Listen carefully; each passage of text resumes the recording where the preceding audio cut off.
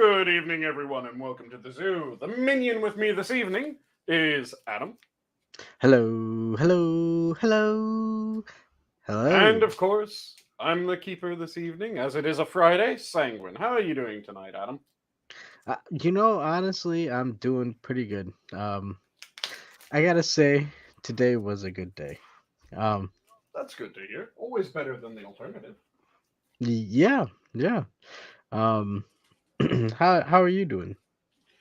I'm doing fairly well, just getting the last of the pork that I just portioned up into bags. I'll be going back and vacuum sealing these tonight, but I don't want to start vacuum sealing pork bags while on stream. That would be a bit loud and a bit noisy.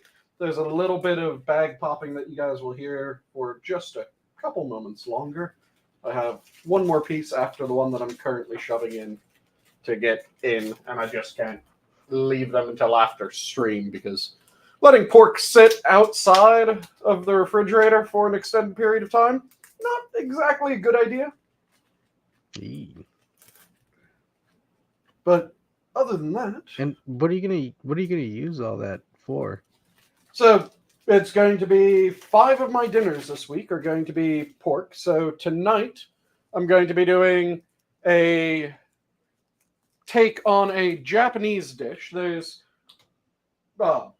cheese chicken in Japan, which uses mozzarella and chicken breast. Hold So on. Can I try a joke? Um, I had takeout Japanese food this evening. Oh, I mean I did, and nice. and wouldn't mind talking about it after this, but continue, my sir. So you have chicken and cheese, which is a Japanese dish where it's a chicken breast that you slice open, you get it pounded out fairly thin, and then once you get this nice thin chicken breast, you wrap some good mozzarella inside. Then you pop it into the freezer for a little bit just to let it sit up so that it's going to hold its shape. Then you penne it, which is toss it in a bit of flour or starch, toss it in some egg, toss it in some panko, and then you deep fry those sons of bitches. So it's kind of like think of a mozzarella stick and then imagine it being wrapped in meat. Wrapped in meat. Yep. So Hey, you isn't have, that what the double down was? Kinda. well, the double down was using meat as the bread rather than Oh my god, uh, dude, math is hard. having the bun. This would be, think of a chicken finger. Oh man, hold on. Think of a chicken finger or chicken tender that Chicken tail has fingers. a bit of mozzarella stick in it. So you bite into your chicken tender, and then it's this ooey gooey melted mozzarella cheese on the inside. Ooh, okay, I like that. But I'm going to be doing that with pork rather than chicken tonight. Ah, So that's going to be one of the uses of the pork that I've just butchered up. Then I'm going to take out one of these after the stream and I'm going to slice it up into cubes, quickly mix up a yogurt based marinade for it. And I'll have a kind of middle or Mediterranean / Middle Eastern flavored dish using pork. So hey, can I ask you a random question that um chat probably wouldn't pick up on? Are you wearing your hat? I normally am wearing my hat. Yeah, that's sanguine. Haha, you wouldn't know unless you joined up on the exclusive Minions of the Zoo paid Camping trip. subscription. Yep. Oh yeah, that too. But So is that the main course or? So the pork and cheese that I'm going to be doing is the entree, but I'm going to have a few sides with it. So I'll probably do a nice bit of butter rice on the side, as Ooh. well as I'll do a quick Asian coleslaw, or rather more of a quick cabbage salad on the side with it as well, which should be really damn good. And then, like I said, the marinated pork that I'm going to be getting going tonight will be done in a yogurt or Greek yogurt, and throw in a fair few spices, get that flavored up beautifully. And then I'll also make a riata out of the rest of the yogurt that I have. And that'll have later on in the week do the pork, probably cooked under the salamander or broiler, get some nice crispy bits on it, put that on some naan with a bit of the riata, some onions, some what am I blanking on? Mushrooms, and then a little bit of crumbled goat cheese on top, Ooh. and have that. So kind of like a pork souvlaki sort of meal, which should be really damn good as well. And then I'm going to do just a roast pork loin for one of the nights, most like. Do an Asian pork loin for another. So yeah, I have 5 nights that I'm going to be doing pork loin this week. And then tomorrow night, I'll be doing some seared salmon with a bit of dill, because I recently got my dill to start growing fairly nicely. So figure out how much dill I've already grown, see if it's enough to use on my salmon. If so, do a bit of dill salmon with some oven roasted and then finished with a bit of dill, bit of butter, potatoes on the side as well, which should be amazing. So yeah, I have a good week of dinners planned out. Damn, dude. How do you like structure all this beforehand? Like, Oh no, not hey, at I'm gonna all. go and I go to the grocery store and I look at I what mean, meat looks hold good. on. I gotta preface this with um we also talking about Sanguine. So this dude he has a cookbook in his brain, and it's so he can go into the grocery store and see product, and then there's just like it's like the what are those emerald stones or emerald tablets, and then all of a sudden he just has this magical fucking uh recipe book, and it's like, okay, you know what, I can do this with that, and all we got to do is find the correct spices and the right condiment, and this dude just out of like straight up from a cave with a box of scraps. I mean, this is Sanguine. So this is where it's like, okay, I gotta. I just go to the grocery store, I look to see what meats look good, and then after I figure out what meats look good that week, I go, So okay, so is that I'll your do target? this one and I'll do that one. Is that your target? Where uh maybe even pricing? Is it pricing? Like, hey, this one looks a bit cheaper. Maybe I can plan out a week of food with this, and it's not just a stew or a chili. Then you know you just So I have some weeks that are like that.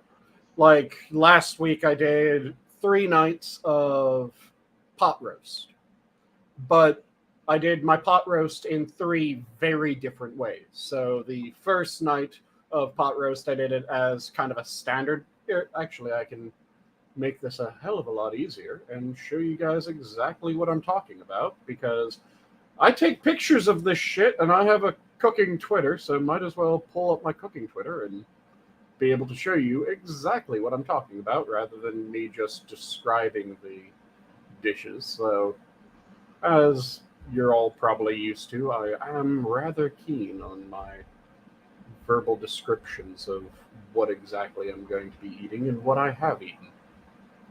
But this was... Let me pull up my Twitter and then pull this into a new tab and then screen share.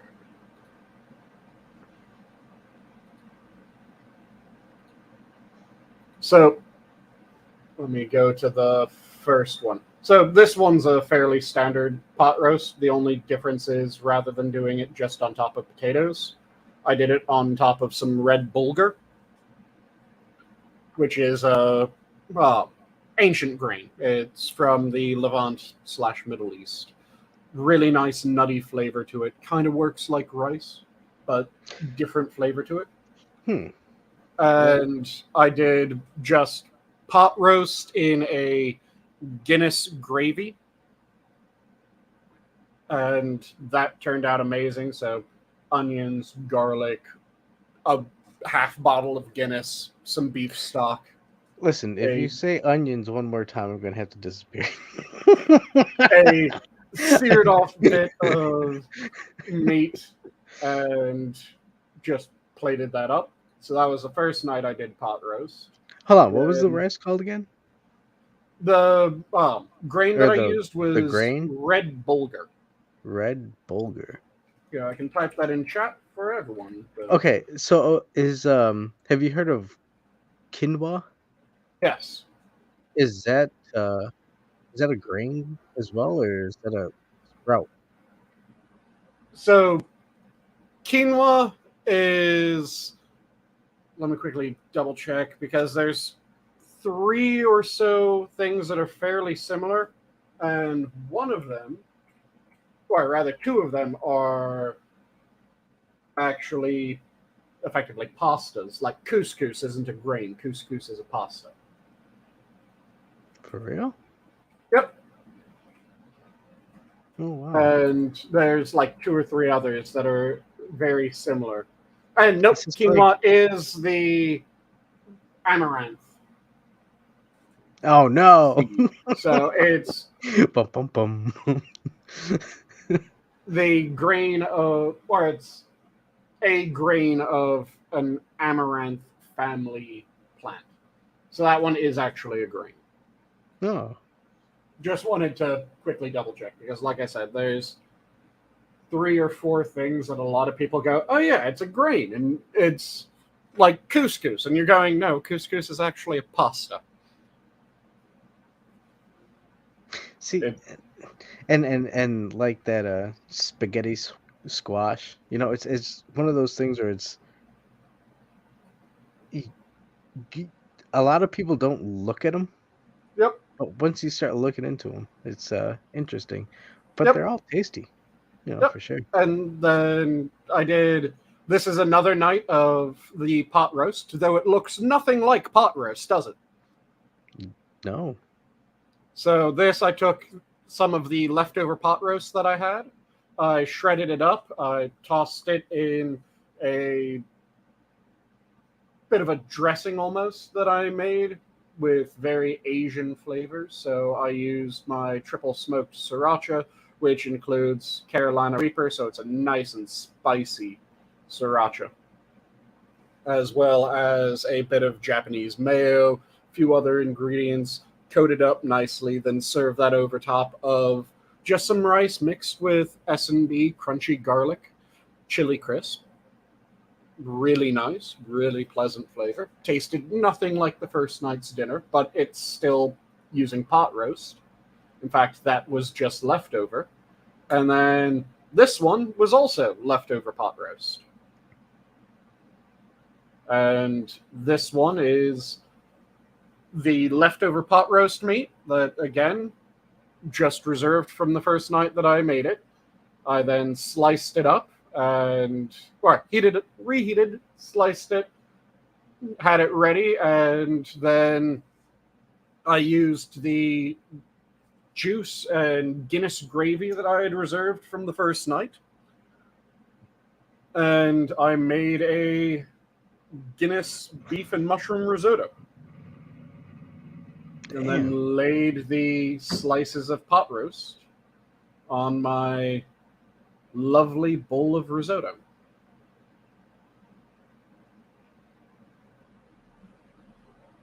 So yeah, that is fantastic. That's what I do. I will go out and think of different meals that I want because they look good, or it's a week that I'm going, I kind of feel like I need to keep things a little bit cheap this week. And I decide, the pot roast looks fairly good. I'll grab a pot roast. I'll come up with 3 dinners that I can do with pot roast. And then I just think through, okay, I'll do 1 pot roast of this nationality, 1 pot roast of that nationality, 1 pot roast of this third nationality, and I'll be good to go. And I do the same thing when I'm having steaks. So I had 2 steaks last week. One was dry brined, then I did it with some rum mushrooms and some ancho chili crisp mixed rice. And the other one I did with, again, the steak was dry brined, but then I made roast acorn squash, and I did some potatoes kind of as like a quasi potato fondant. And then I also did a mushroom soup. And that mushroom soup was actually entirely made from scratch that day. Now, hold on. Are you...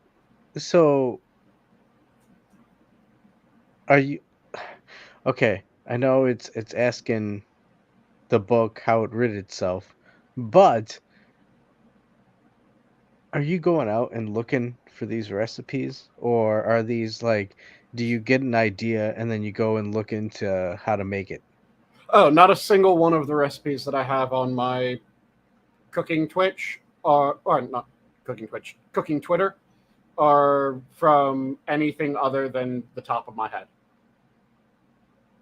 I've never used a recipe to cook any of the food that is on that cooking Twitter. It's just everything. So all the ingredients that you put into it, like the measurements, that's all that's all you. Yeah. You're a goddamn fucking Leonardo DiCaprio or fucking Da Vinci. Oh wow. The most that I'll ever look at a recipe for is I'll look at a recipe for cook time. Like when I first started making karaage, I didn't look at a recipe to figure out what ingredients I needed to make karaage or how to do the process for making karaage. Wait, that was the stuff you made at Rock Island, right? No, that was the yakimochi. Yakimochi. Oh, okay. And yakimochi, same way. I just got the mochi and I went, okay, these are flavors that I can combine with this, and this is how I'm going to cook it. And it was just me taking the ingredient, figuring out what it tasted like, and then immediately combining it with flavors. And having had it before, I was able to go, well, one of the traditional ways of having this is a soy and butter sauce. So I just made a soy and butter sauce without looking at a recipe for one. I just knew how to make one by having tasted it and knowing what the flavors were. And then for the karaage, which is a type of Japanese fried chicken, here actually, since I have this open anyways, I might as well, again, show you guys what I'm talking about when I'm talking about it. I mean, it doesn't help because I'm kind of getting hungry now. Yeah, I just think through things, and this is something that when we went camping, unfortunately, you didn't get to try one of the meals that Weibo, when we were at the Ren Fair, had brought a fair number of different things for me to cook, and she said that she really wanted to figure out how to use a ghost pepper honey, Ooh. and she wasn't sure what to do with it. So I looked at what was in the container as far as meat, and I decided that I'd do a pork loin, and I would do ghost pepper, honey, soy pork loin. And I just did that all while I was sitting at the campsite in one cast iron skillet. How'd it turn out? Oh, it was here. I have a picture of that one as well. I can show you what the end result looked like. And was it ghost pepper spicy? It wasn't ridiculously spicy, but it did have a nice warmth to it. So- Warmth. So okay, so it made you sweat a little bit. Gave that little bit of tongue burn, little bit of lip burn. So yeah, that's what the pork loin came out looking like. Ooh, nice.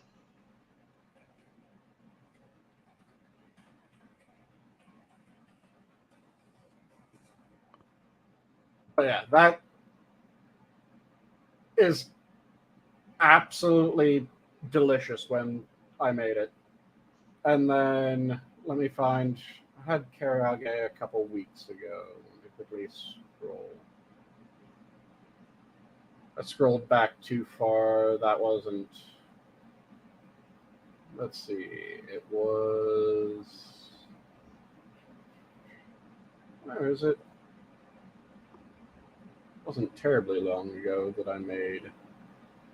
So, karaage. This one turned out a little bit darker than I normally make it, but it was still fantastic. Karaage is a type of Japanese fried chicken. It's done in potato starch, so it gets really insanely crisp and delicious. This one, part of the reason why it's as dark as it is because I did togarashi seasoned karaage. So togarashi has a deep red color, and I added a fair bit to my potato starch. So my potato starch was kind of a dark pink when I tossed the chicken into it.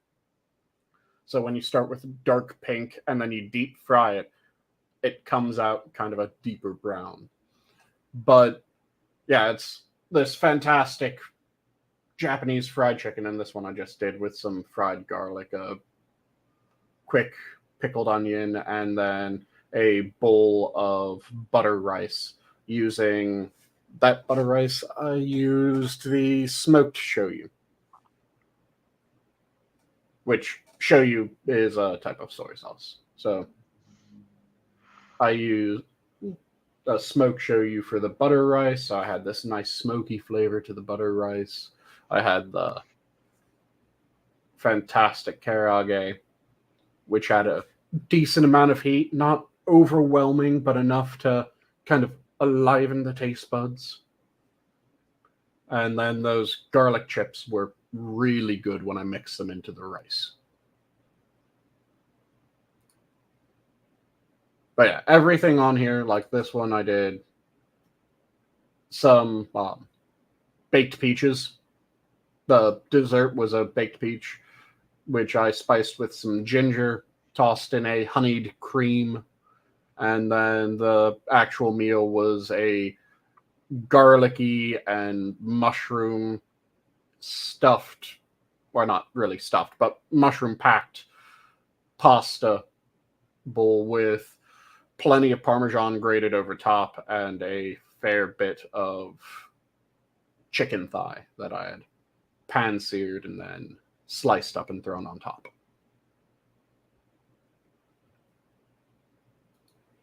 But all of this is just I look at what I have and I go, I'll make this. And a fair chunk of it's stuff that there's not really a recipe for, like this one. This was so you can find Japanese croquette recipes online. This isn't a standard Japanese croquette. This is a Japanese croquette that was flavored like chili verde using minced pork rather than minced beef. And I mixed in some cheese into the croquette as well. Then got that all flavored up, got the croquettes formed, popped them in the freezer for a moment so that they set up a little bit, pulled them out, and then dredged and deep fried. And So then like little hot pockets type of things. Japanese croquette is originally inspired by the French croquette, of course, but a Japanese croquette is mashed potatoes that are a little bit drier than standard mashed potatoes, and they're drier for a good reason.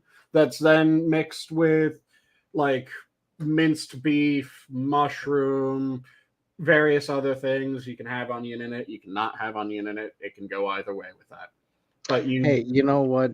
That's okay. I can support a croquette then so you if they're allowing you to go eat them. make your mashed potatoes, you mix that with a really good mince, and you season up your mince however you feel. Then you form it into patties, kind of these oblong patties as you see. Then you chill them so that they hold their shape a little bit better. Toss it in some starch or flour, toss it in an egg, toss it in some panko, deep fry them so you get this golden brown crispy shell on the outside. But then when you crack it open, it's this light, fluffy, amazing mashed potato with these bits of beef and mushroom and onion that just, when they hit your tongue, you get all that fantastic flavor as well. Mm. And they're meant to be these kind of handheld meals, but I made a What's full dinner. what's the dip that you have there? The dip that I made for this one was a spiced mayo. Oh, okay. But you can have a bunch of different. So with a lot of Japanese croquettes, you'll have like tonkatsu sauce, and that's a sweetened soy-based sauce. Bunch of other things. Yeah, it's kind of like a mashed potato hash brown, only it's a mashed potato hash brown with meat And stuffed. Yep. So yeah, like I said, I'll just know of a dish and I'll decide to make it without looking up how to make it, or I'll just look at my ingredients and go, okay, I have these ingredients. What can I make? And I'll throw them together until I get something that I want to eat for the night. And I do that with all kinds of things like this. I got some tteokbokki, and I have no clue, or I had never used it before.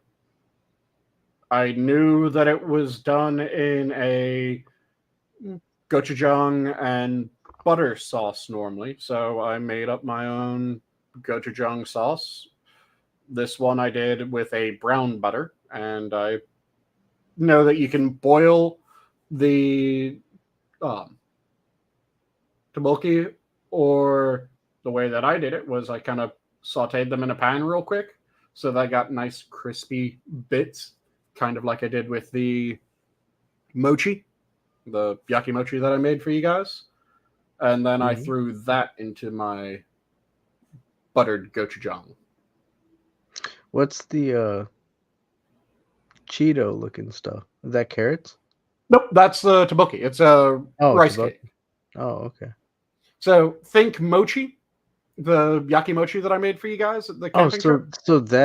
So you just made them into little finger sausage looking. Well, things. the ones that I made for you guys are in the traditional Japanese way of Yeah, doing like it, where it's square, like like rectangle square thing. kind of cake looking one.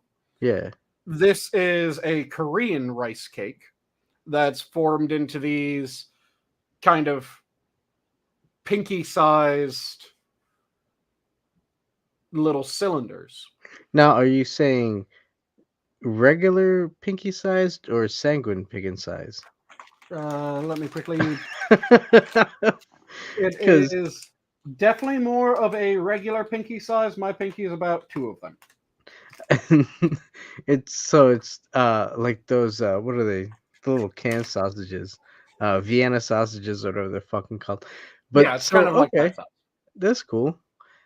And then it's the same way though. They make them the same way. They're just little So smaller pocket they can size. be made. They're made pretty much the same way. So with both the mochi that is used for yakimochi and the taboki, what you start off with is rice.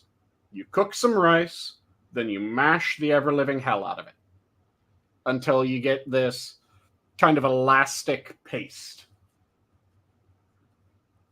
And then you form that elastic paste however you want. You let it dry a little bit and it firms up on the outside.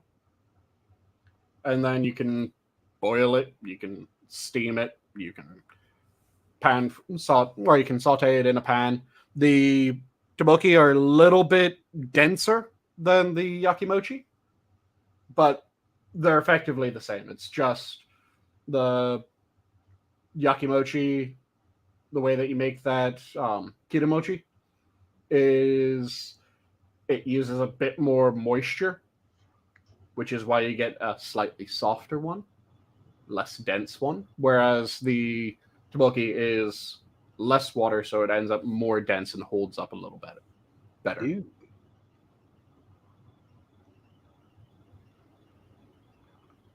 Well, I like the sound of that. Mm-hmm.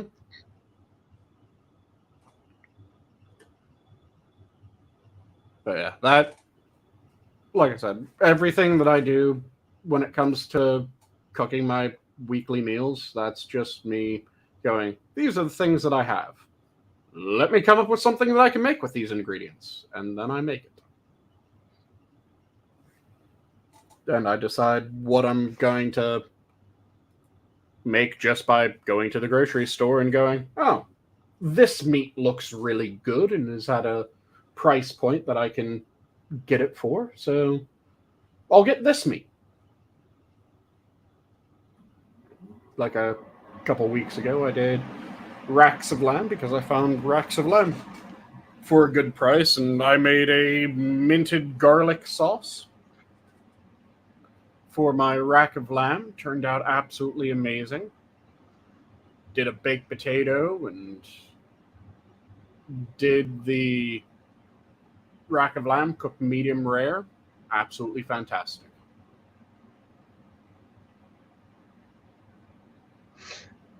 It's good. It's a good way to look at it. Uh, focus on the pillar aspect and work your way around it. Exactly. Yeah. The central part of my meal is the meat every time. So I look at the meat options and I figure out which ones look the best and which ones are the most exciting to me that week, and we start from there and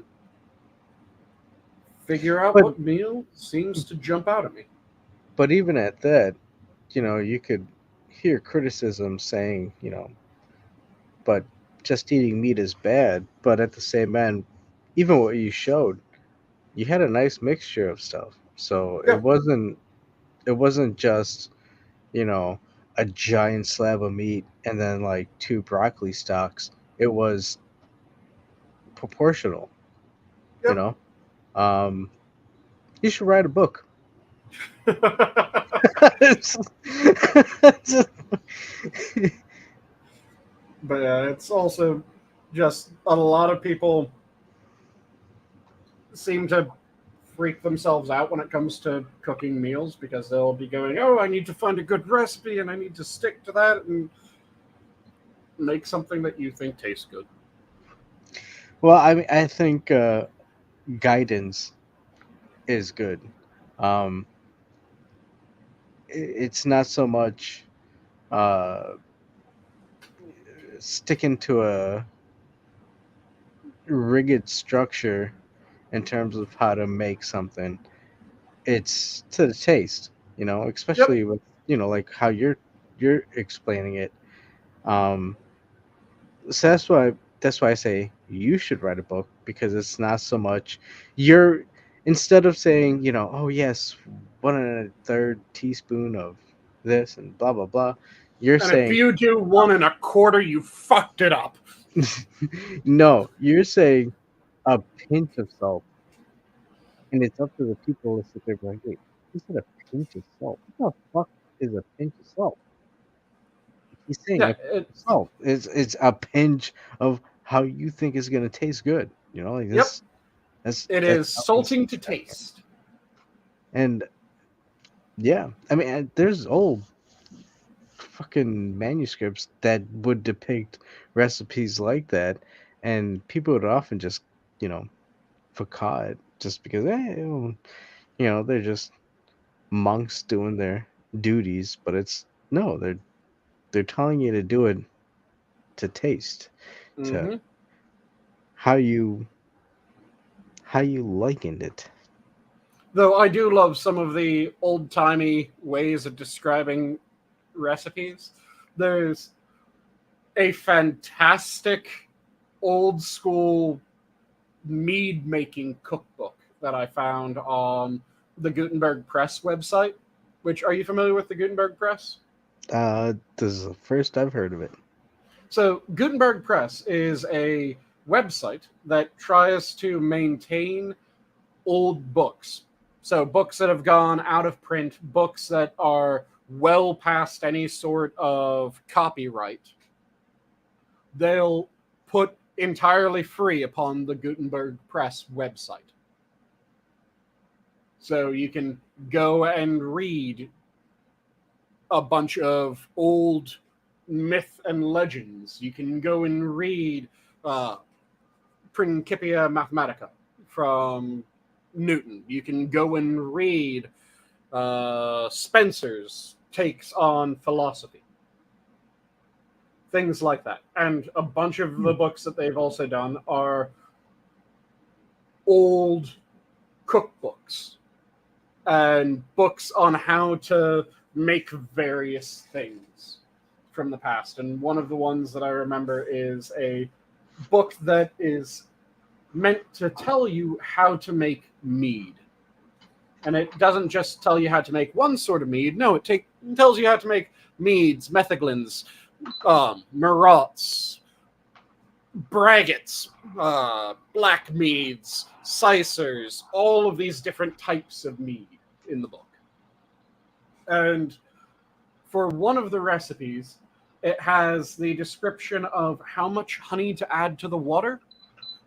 And it was add enough honey that you're able to get an egg to float upon the surface by the width of one groat.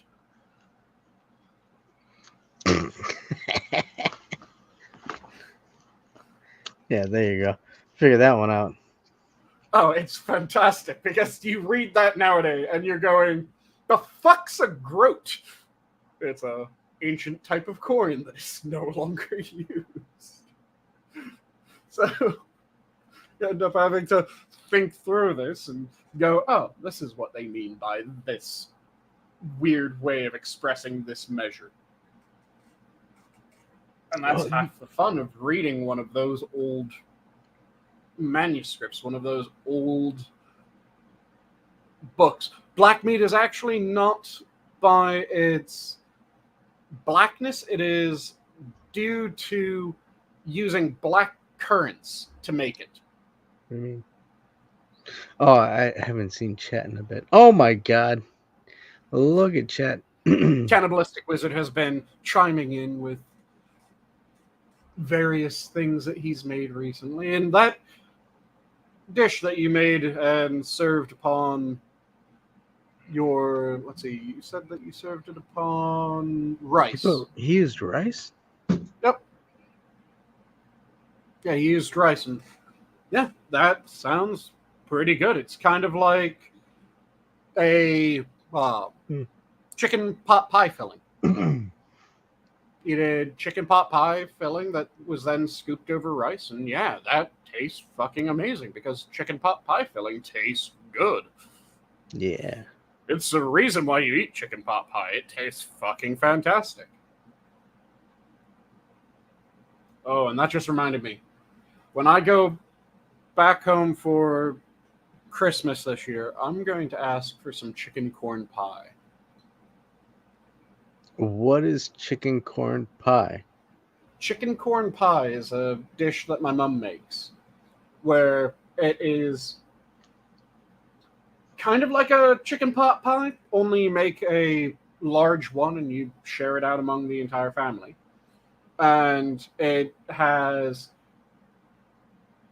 chicken thighs and bacon and mushrooms and corn and all kinds of amazing stuff in this really rich, almost gravy. And then you bake it into a pie, and it's fantastic. You should take a picture of this because I'd like to see it. Copy that. Yeah, like I said, it looks very much like a chicken pot pie, only it's larger because Like a bigger one. rather than So like making in personal pie. my head I see you have a hamburger and then you have one of those giant hamburgers that you got to cut up into slices. Yep. And that's what this is. It's like you have a pot pie, but then you have not Popeyes, but a pot pie, and then Mm-hmm. the pot pie is bigger. You gotta slice it off. That Yep. sounds awesome. Yeah, and Oh my you god. slice out a serving of this chicken corn pie and you put it onto the plate and you eat it like that, and the gravy kind of cooks down real thick, so it ends up, it's not like you can set a slice and it doesn't run out, but it ends up kind of holding together a little bit as you eat it, which is fantastic.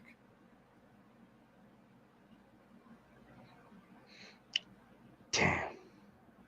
All right. So Sanguine. Mm-hmm. I know Halloween is coming up. It's only a few days away. I'm Yep. pretty sure that there's a lot of people who are going to be celebrating it this weekend. And you know what, little kids, be safe out there. I hope everybody's safe out there if they're trick or treating. Um, you know, God be with you. But right after that is Thanksgiving. Mm-hmm. And I'm sorry, but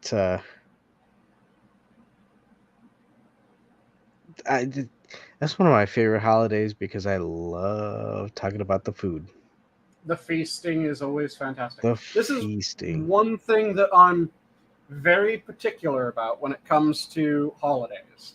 First off, in order for it to be a proper holiday, it has to have a feast. Second off, not only does it have to have a feast, but it has to have a feast that is unique to it. I'm not one of these people that just allows for Christmas dinner to look identical to Thanksgiving. I don't understand. Okay, hold on. So real quickly, I'll shoot off of memory because it's been a while. Mm-hmm. Uh, but there's only been a few, holidays that we would have a feast type of thing, right? And that would be Easter, Thanksgiving, and Christmas. I think I'm missing. I mean, I don't think like 4th of July, I wouldn't say that's a feast type of thing because you're not roasting or baking or something. You You know, wouldn't? We ate 12 pounds of steak, Adam. we did, but it's a different kind of feast. It's like the sun and the moon. I would say that's absolutely a feast when you eat 12 pounds of steak with But then you like can 4 add pounds of asparagus, a few pounds of mushrooms, and that a was fair few pounds of potatoes as well. no, that was that was That that's a was different Sanguine showed that's up a different someplace. time. But like you wouldn't do that on a different holiday, right? Like I'm just looking at it like uh a holiday where you gather a lot of people because otherwise, feasts would be like birthdays and shit. Like anytime, you have a large gathering, uh, you know, um, somebody's quinceanera or something like that would be a feast. Yeah, they're feasts, but there's different. I'm talking about these specific ones where you have a specific target in mind, so to speak. So like Thanksgiving, turkey, right? Um, I think what Easter people eat ham. I Yep, don't know why. Easter Uh, hams. um, and then Christmas, it's a mixture. But then sometimes people introduce a goose. Goose is the only way to go. I am rather bigoted in my devotation to this idea because Thanksgiving is turkey. Unequivocally, Thanksgiving is turkey.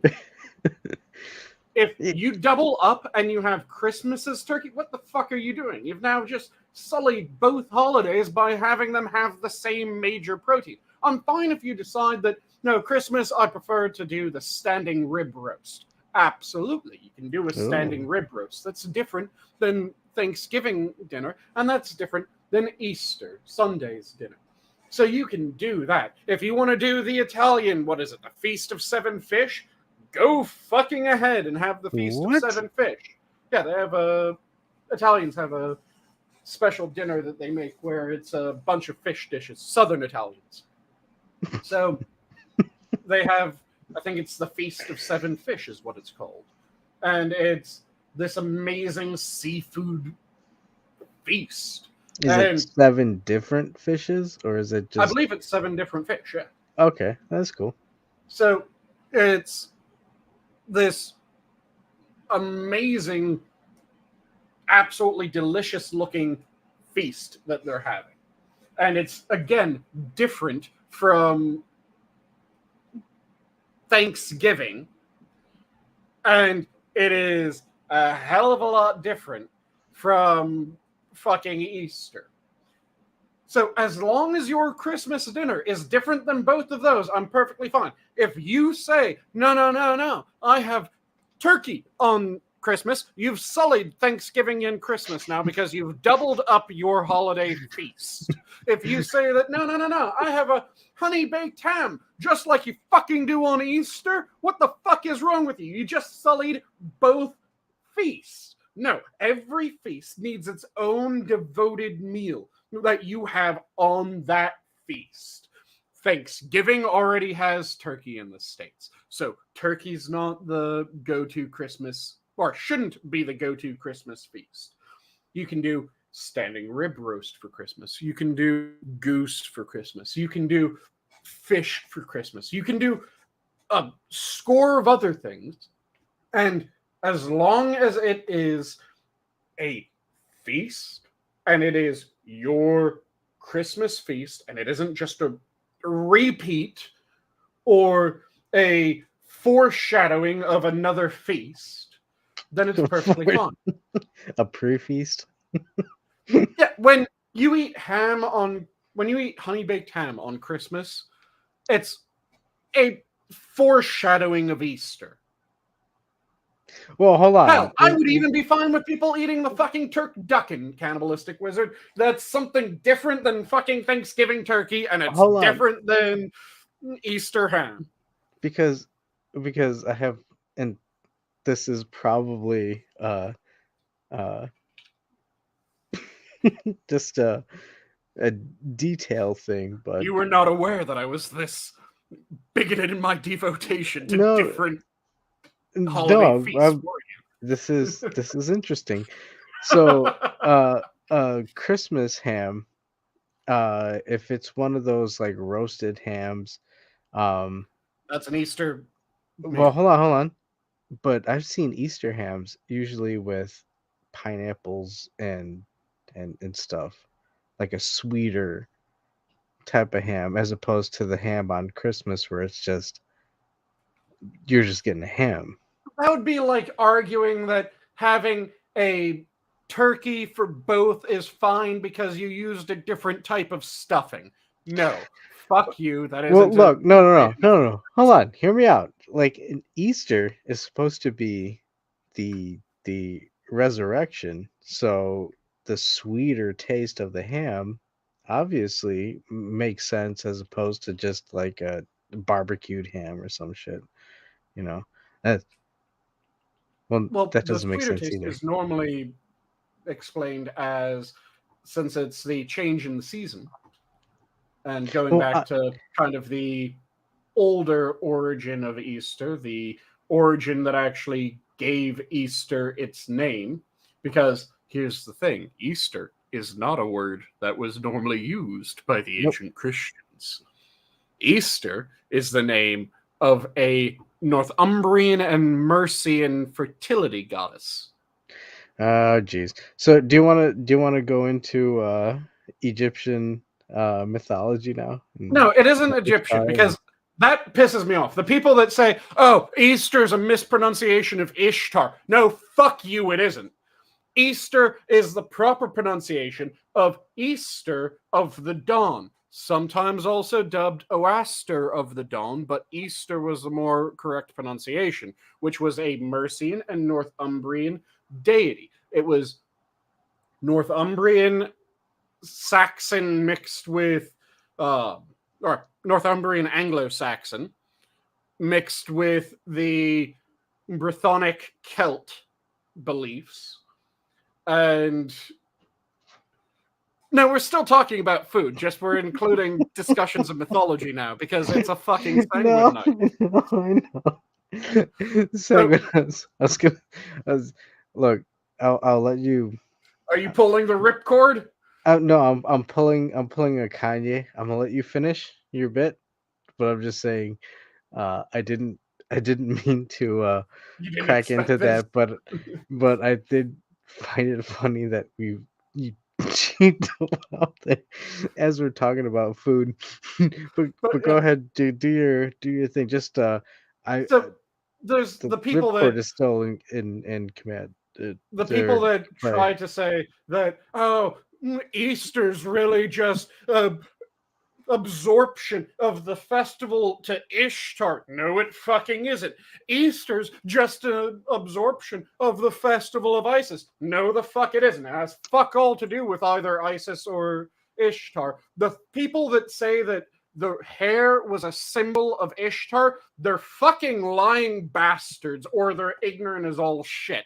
The people that say that the hair was a symbol of ISIS, again, fucking lying bastards, or ignorant as all shit. The symbol of Isis was the cow. Her head was a cow, and her head was a cow because of the cum fight that Horus and Set had when Isis's head got melted by Horus by accident, and Thoth went, oh shit, he just killed his mother. Hack off a cow's head, slap it on, magic that shit. She's now alive again. Fuck it. We're good to go. But it has nothing to do with Isis. It has nothing to do with Ishtar. It has to do with Easter or Oaster of the Dawn, the Mercian Northumbrian harvest deity. Easter or Oaster of the Dawn, her symbols were hares, because hares pulled her fucking chariot,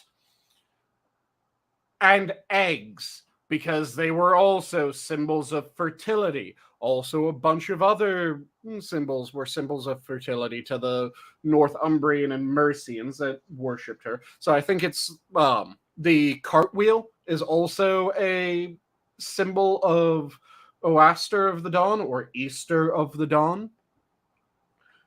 These are all things that when the Catholic Church was trying to absorb the pagans of the British Isles, they absorbed several of the festivals. You end up with Easter's festival being absorbed into Catholicism, and you end up with the Festival of the Resurrection being dubbed the Easter Festival in the Anglosphere, and then that spread out of, or in the Anglo lands, rather, because it wasn't even an Anglosphere at this point, it was Anglo lands, the Anglo-Saxon lands. This ends up spreading back throughout the whole of Christendom, and ends up then being adopted in varying degrees because it was a fun fucking festival. It's kind of like how Halloween ended up becoming adapted, because Halloween is the absorption of the Goidelic Celt tradition of Samhain, complete with the costumes that you wear. Part of Samhain was you would dress yourself up as frightening things, because this was when the worlds were the closest. So Tirnanog, the land of the Fae, the land of the Tuatha De Danann, the land of the afterlife, because several planes of Tirnanog were actually devoted to the afterlife. You have the Morgan's Fens, you have Manon and Maclear's land. Every one of the Tuatha De had a segment of the dead reside within their lands, because the way that the afterlife worked in the ancient Goidelic faith is that you had the Tuatha De, the Tuatha De Danann, the Irish gods, or the Goidelic Celtic gods, because they have other very similar, effectively just a name change for the same fucking god and a location change for the same fucking god. Just like you had Odin and Wotan. They were the same fucking god, just Odin was in one area, Wotan was in another area, but they're the same description. They just have a different area where they were residing according to their myths. Same thing with when you're talking about Manon and Maclear, because Manon and Maclear was the Irish version. Then you have Manannán, which is the god that the Isle of Man was named after. And then you have the Scottish version, which is also very close to Manannán. I can't remember the slight change in name, but it's effectively the same fucking god. It's the Goidelic Celtic. So pantheon. would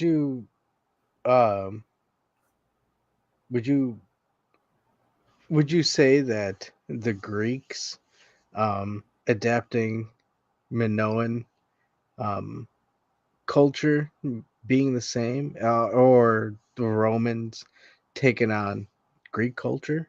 Oh, it was very similar, but the Romans took it a step further. So you have, for instance, another example of this same sort of phenomenon throughout history is you have the Egyptian pantheon.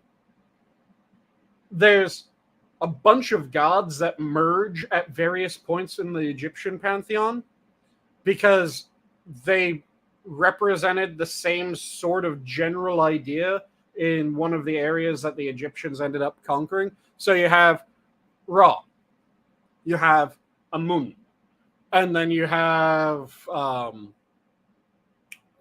always forget the third one. I want to say it's Anat.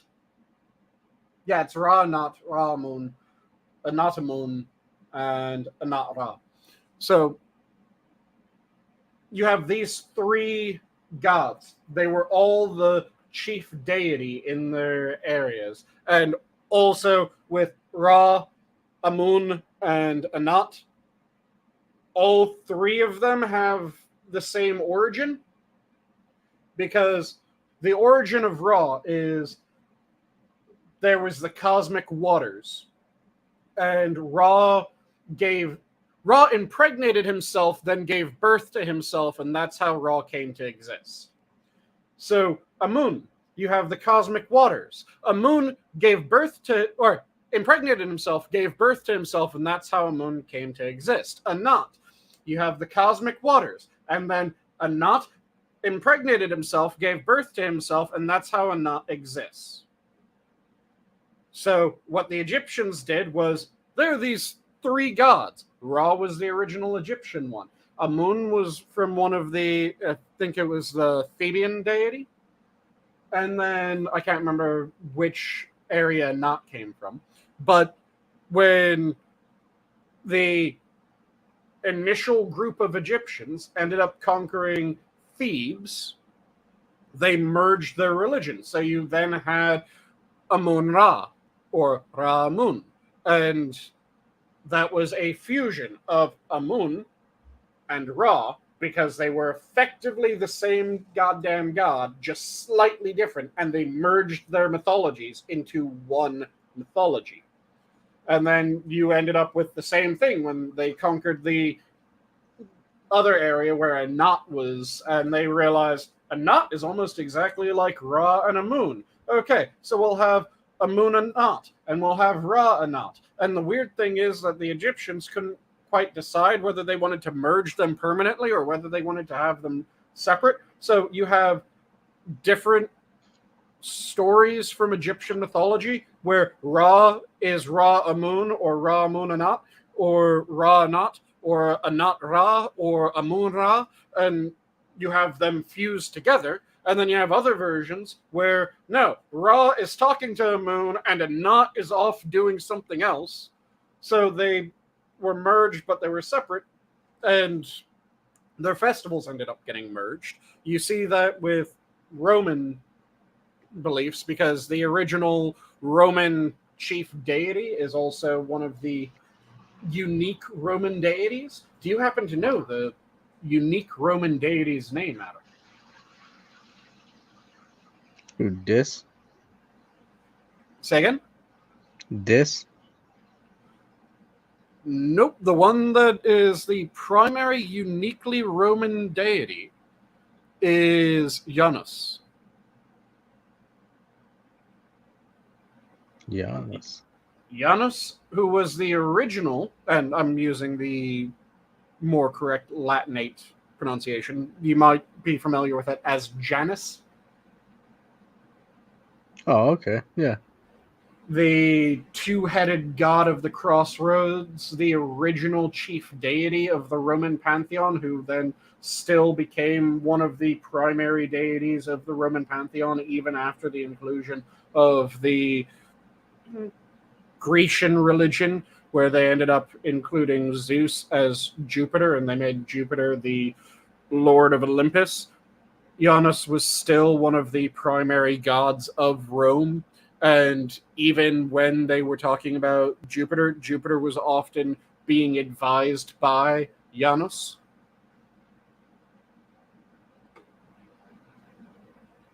Fascinating god. Really cool shit. But they absorb the festivities because it makes it easier to deal with a new populace that you're trying to work into the greater whole when you give them something that they're able to keep their connection to. So you work in their festivities as you also work to tie them into the whole. The result of that was the Greco-Roman pantheon, which worked really well. Christendom taking after the Roman precursor to the power, since you had the Sanguine. Since we're building on empires, I gotta say we've been streaming for an hour. So we have. Do you want to talk about hit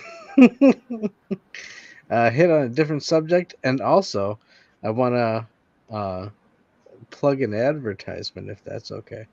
Absolutely, go for it. You should check out Minions of the Zoo on Rumble. I don't know. I don't have a link on hand. But we need to get 100 subscribers, and then that way we can live stream on there, I guess. Yep. Um, I don't know if Hammer's thinking about streaming there as a focus. Exclusively, or Yeah, whether it's if it's gonna just be. diversification. I mean, he was saying, at least what I was hearing on his show on Wednesday, that he could do it, you know, in tandem. Yeah, a simulcast. Yeah, I don't think the rest of us have that option. So, hey, Well, all of those with OBS would. oh yeah, Yeah, you just pop in two encoders. oh nice. Okay, well there, well, Because you have problem one, solved. if I remember correctly, you have the encoder length that you set up for your OBS that tells it to stream to YouTube, right? Yes. Well, I You use a stream key. Yeah, your stream key, and you can put in more than one stream key. Cool. So you just slap that shit in the for Rumble as well, and you're off to the races. All right. So yeah. So go find your way to the Rumble link. Um you know what? If you go into Rumble, the one thing I hate about Rumble, at least, or I don't hate, but I'm peeved by it, is the search bar. You have to be concise with it. Like, look, right now, here's the test. If you type up minions space of space the space zoo, you might not find it. But then if you clump it all up, like the way because I think that's how they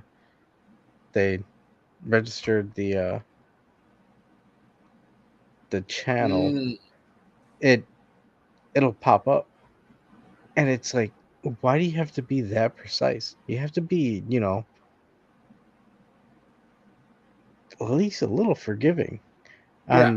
on the wording, and not just for goofballs or or other people, but if you're of a different language, you're trying to search up whatever. But Yep. yes, Also, so for the people that can't fucking spell like me, because the well, yeah, number of me times too. that I've searched for something and it's gone, this isn't a word. Do you mean this? And I'm going, yes, that is the thing that I mean. So I go with it. Or I end up looking at it and go, no, why the fuck would I be looking for? I'm looking for, God damn it. I wish I could spell. But Hey, I'm right with you, because it's like, you know what? The way I typed it, it sounded like it should have been. yeah. So, uh, ugh. But yes, go check out our Rumble, and that's my advertisement. So, and also my pillow. We got my. But yeah. So hey, dude, we talked about foods Mm-hmm. And mythology. and Because mythology. food somehow rolled into mythology. I like that though. That was pretty good. Two uh, topics that I can spurg out endlessly about. that was pretty good. Um, anything going on in current day politics or topics that you want to talk? Well, there were the series of debates that were held recently. The Yeah. Pennsylvania and New York debates were both in the same night. Uh, quite close times as well, with the New York debate being strategically placed on the one channel that the vast majority of New Yorkers do not, or not the channel, but the one provider that the vast majority of New Yorkers don't actually use. Yo, really?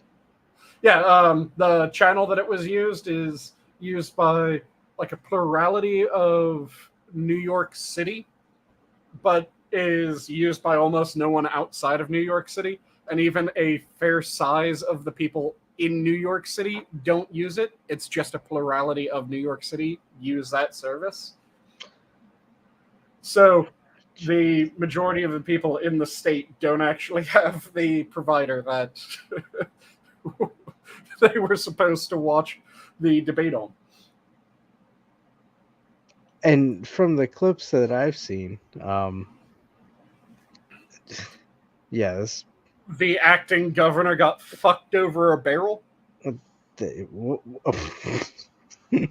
I mean, I didn't see that, but I did see Metaphorically, not literally. That would have been horrendous. I mean, she's frightening. That's what I mean. Yeah, okay. So so the debates. Which one do you want to start with first? New York or Pennsylvania? Shall we go with the more depressingly amusing one first and then go to the more serious one? Yeah, but do we have to entertain the dispelling of who it's not, oh yeah, we had a stroke. We're not mm, making fun of stroke victims. He was a fucking moron before the stroke. Anyone trying to go, It, oh, you're making fun of the stroke. No. The man couldn't really speak much before the stroke. This has just made it worse. And yeah, of course, people are going to question whether or not someone is completely mentally competent after they suffer a fucking stroke. Because people have met people that have had strokes. People lose the ability to speak after strokes in certain areas. People lose the ability to understand English after certain regions end up going through a stroke. I'm just saying. It's a legitimate fucking question. Elon Musk hasn't bought YouTube yet, so we're, baby steps. And we're not on this isn't a live stream on Rumble, so uh and again, hey, ladies and gentlemen, go hit that subscribe button and Rumble. We're gonna have to make whole new graphics for it. But yeah, no, the Pennsylvania debates were pretty bad, and I don't think it's gotten any better, to be honest. Oh, it was painful watching that man try to actually fucking speak and understand what the hell was happening around him, and it failed every time. I think the people who are trying to fluff it up is kind of the nicer blowback that you would expect from it. And it's like, holy shit, how can you sit there and try and cheerlead these people or any of this that's going on? It's like, first off, it's no wonder that he's the only Democrat that has asked Joe Biden to come and stump for him. He's the only Democrat that has a harder time speaking than Biden.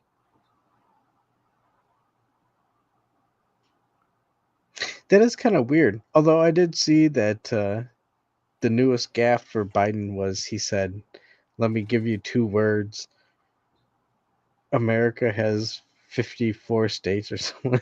It's like, yeah, it was. I can't remember the exact sentence, but the one that you just said is the Marjorie Taylor Greene joke at his expense. Because he said, let me tell you two words. And it was something like, we're coming back. And everyone just kind of went, we are coming back. That's four words. That's four words, you fucking idiot. So Marjorie Taylor Greene put out a tweet saying two words, and her sentence also contained four words. And it was a clear piss take at the 2 words, "We're coming back." 2 words, like, "No, the fuck you aren't," or some shit was the response. And everyone immediately, after trying to defend Biden, say, "Oh, that was a misspeak. That people just didn't understand what he was trying to say. It was an honest mistake." Then immediately jump on her, going, "She was a fucking idiot. She can't even count how many words it is." And you're just sitting there going, can you be any more nakedly partisan? Well, it's just it's getting I should say the pot is boiling very very much hotter. Especially when you start seeing like Hillary Clinton going out there saying that the next election is going to be rigged.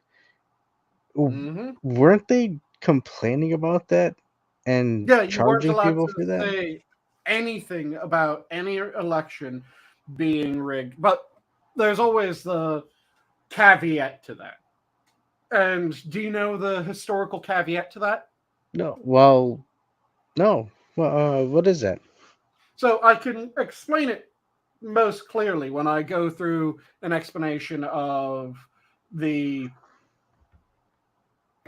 past few presidents. So you have Clinton. Clinton won his first election. Everything was above board. There was absolutely nothing wrong with it. He won his second election. Everything was above board. There was absolutely nothing wrong with it. Bush won his first election. It was stolen from Al Gore, and it needs to be overturned. Everyone needs to know that it was stolen from Al Gore. Well, Bush hold won on. his second election. Didn't they count votes in certain counties on that Oh, one? in the Bush one, Al Gore requested recounts within Florida. Florida has a law on its books saying, okay, if you request recounts, then you don't get a partial recount. You get a full recount of, I think it's like this entire region of the state. So you can't ask for, like, I want a recount of this polling location. No. It is, you're asking for a recount of a polling location that's in this city. You're getting a recount of every polling location in that city. Full recount of every polling location in that city and the surrounding area. That's their law. That's in their constitution.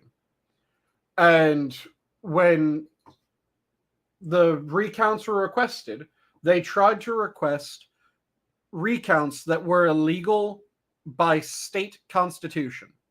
Because what they wanted was they wanted very specific, very limited recounts of only certain areas, excluding the rest of the region around. And Florida came back and went, no, it's state constitution that you demand a recount, you get a recount, but you don't get to piecemeal your recount. It's an all or nothing deal. So you want a recount, we'll give you a recount. We'll recount this entire area.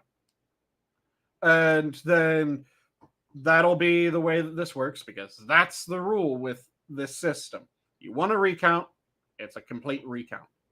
And the Democrats tried to stonewall that, saying that no, they didn't want a recount of everywhere. They just wanted a recount of this area or that area. And it's ridiculous and it's anti-democratic to have a recount of the entire area when they're just asking for recounts of these couple of areas that they think that they can win.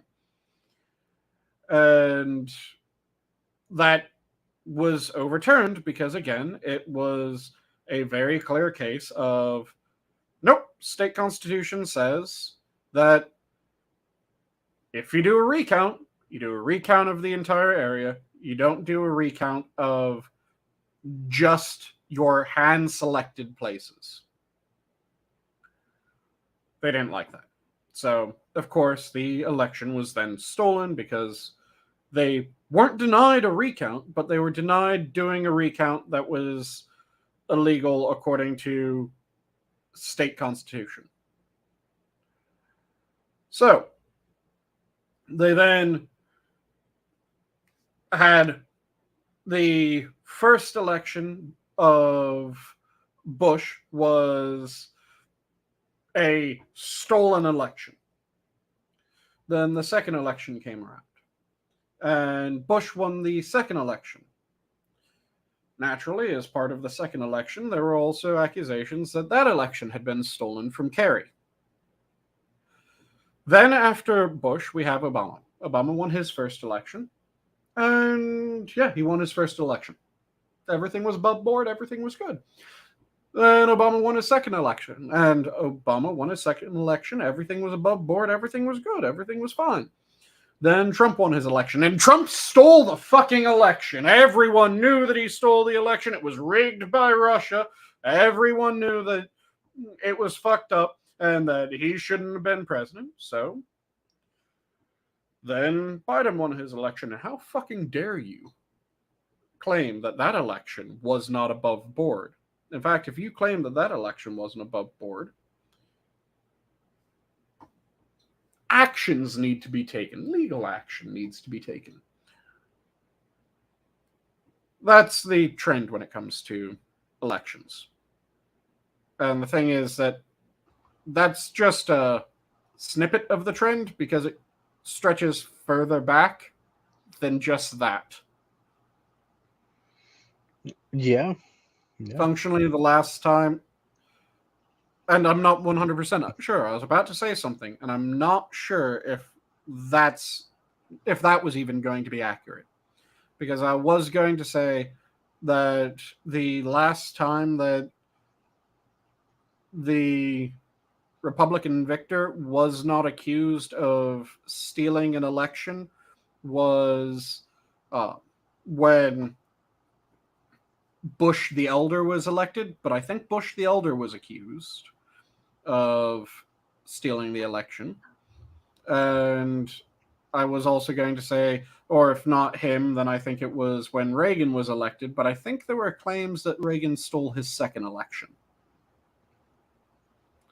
But as I was not alive for that, I do not have direct memory. So I could be wrong in that, and it might have been that everyone did accept his second one. But I think I remember there were issues about the second one, that people were accusing that one of being stolen and invalid. I find it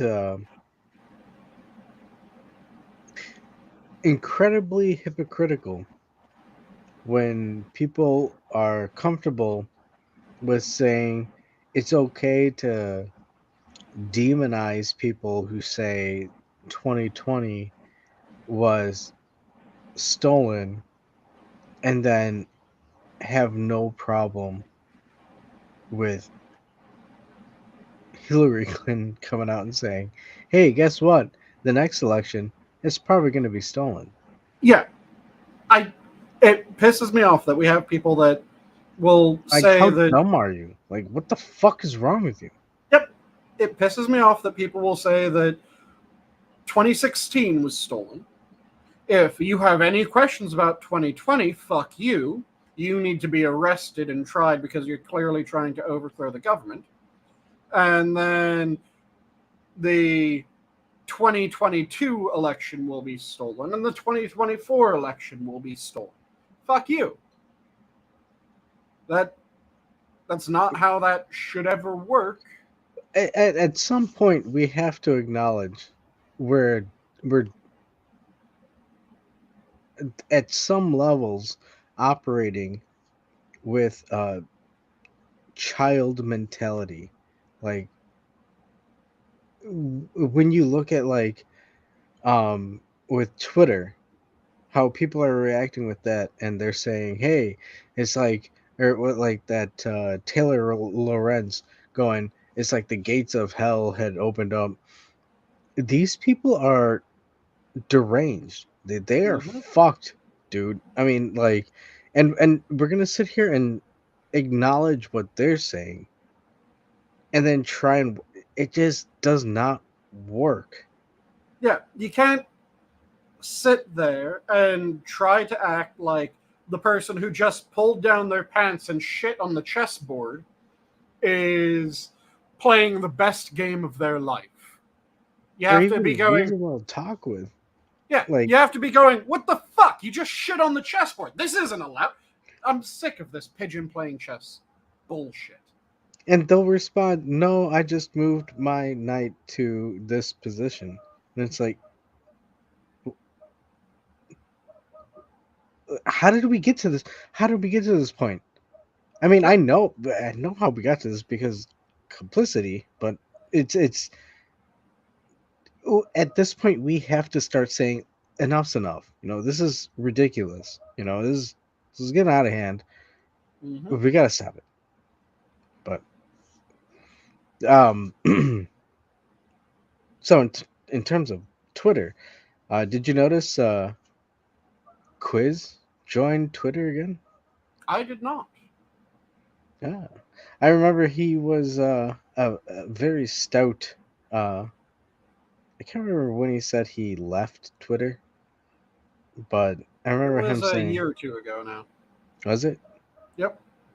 Yeah, he got fed up with it and no more Twitter. But apparently he came back because he was uh, aroused by the scent of the Warhammer camera candles. Oh, okay, that joke bombed. I'm sorry. I was trying to I was trying to somewhat pivot. chuckling, but I was also trying to figure out where you're going with this. Yeah, I'm trying to pivot into like Twitter uh going ons and what do you think is gonna happen with the whole of Twitter? Um uh do you think, I mean, obviously he's already said that, you know, he's gonna reinstall people.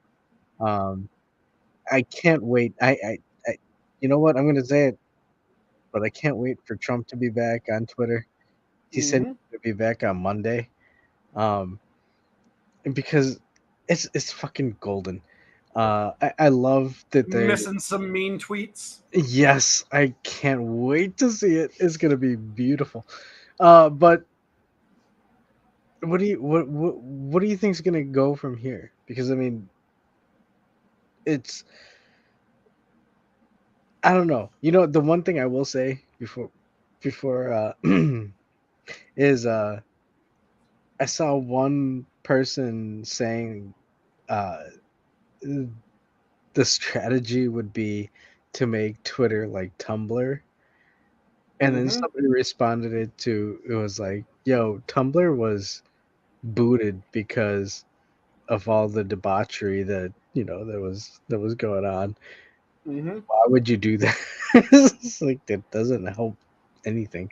But what do you see going forward with Elon Musk purchasing Twitter?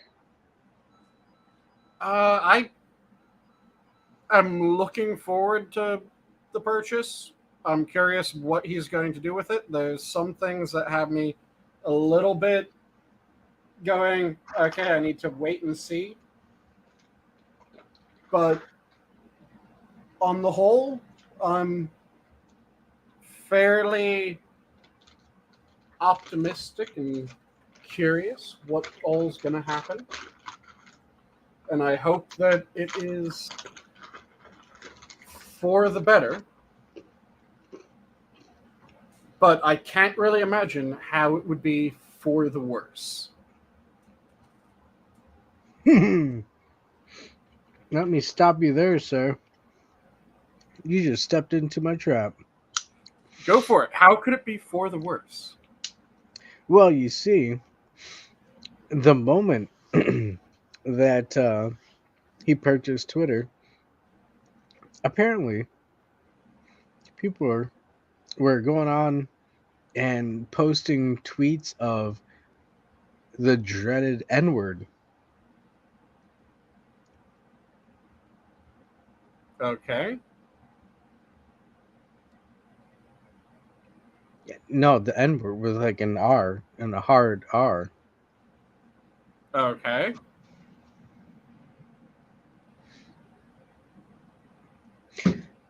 And he didn't ban him or suspend him or anything. Like Yeah, he shouldn't. the N-word. Yeah. Hmm. The thing is that I've been of a mind that this treatment of that word like it's some fucking Voldemort bullshit where, oh, you can't say it, you can't speak its power. No, that's not how this shit works. That's never how this shit should have ever worked. It has no power save for what you give it. This Hold bullshit on, of hold on, just because I agree with you, Mhm. and I'm 100% with you.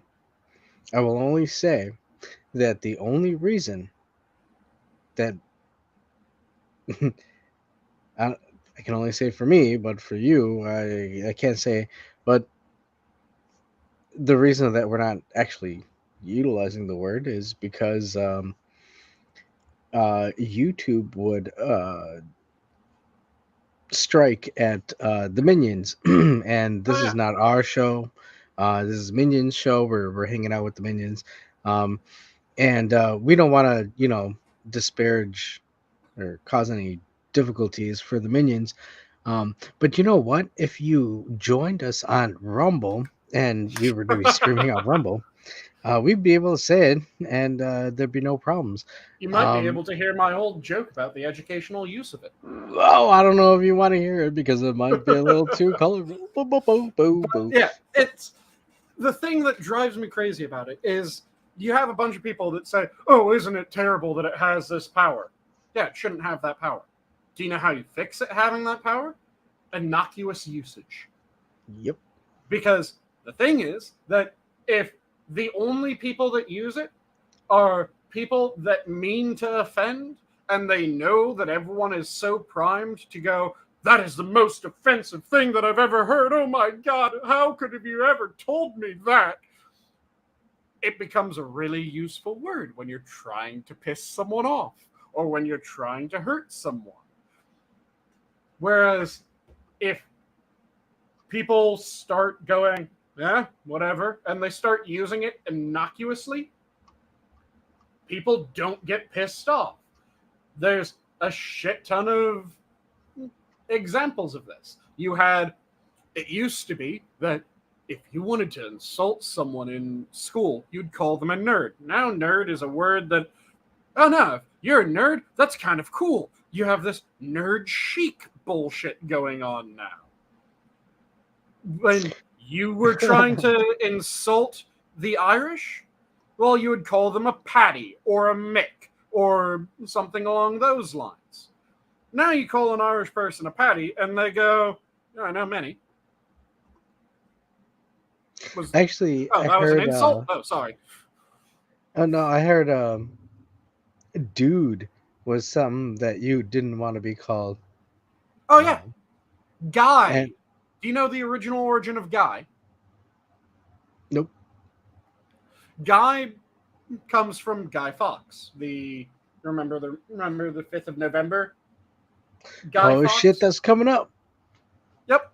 So Guy comes from that guy from Guy Fawkes because Guy Fawkes kind of looked weird and creepy. So Guy became a term for people that were kind of weird and creepy. You would call them a guy. And then that kept on getting expanded because people kept on using it for people other than just weird and creepy people. So it went from, oh yeah, it's a phrase for weird and creepy guys to it's a phrase for just fucking anyone. I know Yeah, everyone. Hey, my guy, can you do this for me? That's the evolution of the word. It was overused, it ceased to mean something offensive, and it started just meaning something kind of standard. And this happens a fuck ton with a bunch of different words. It used to be that when you said, oh yeah, someone gypped me, you were saying that because you fucking hated gypsies.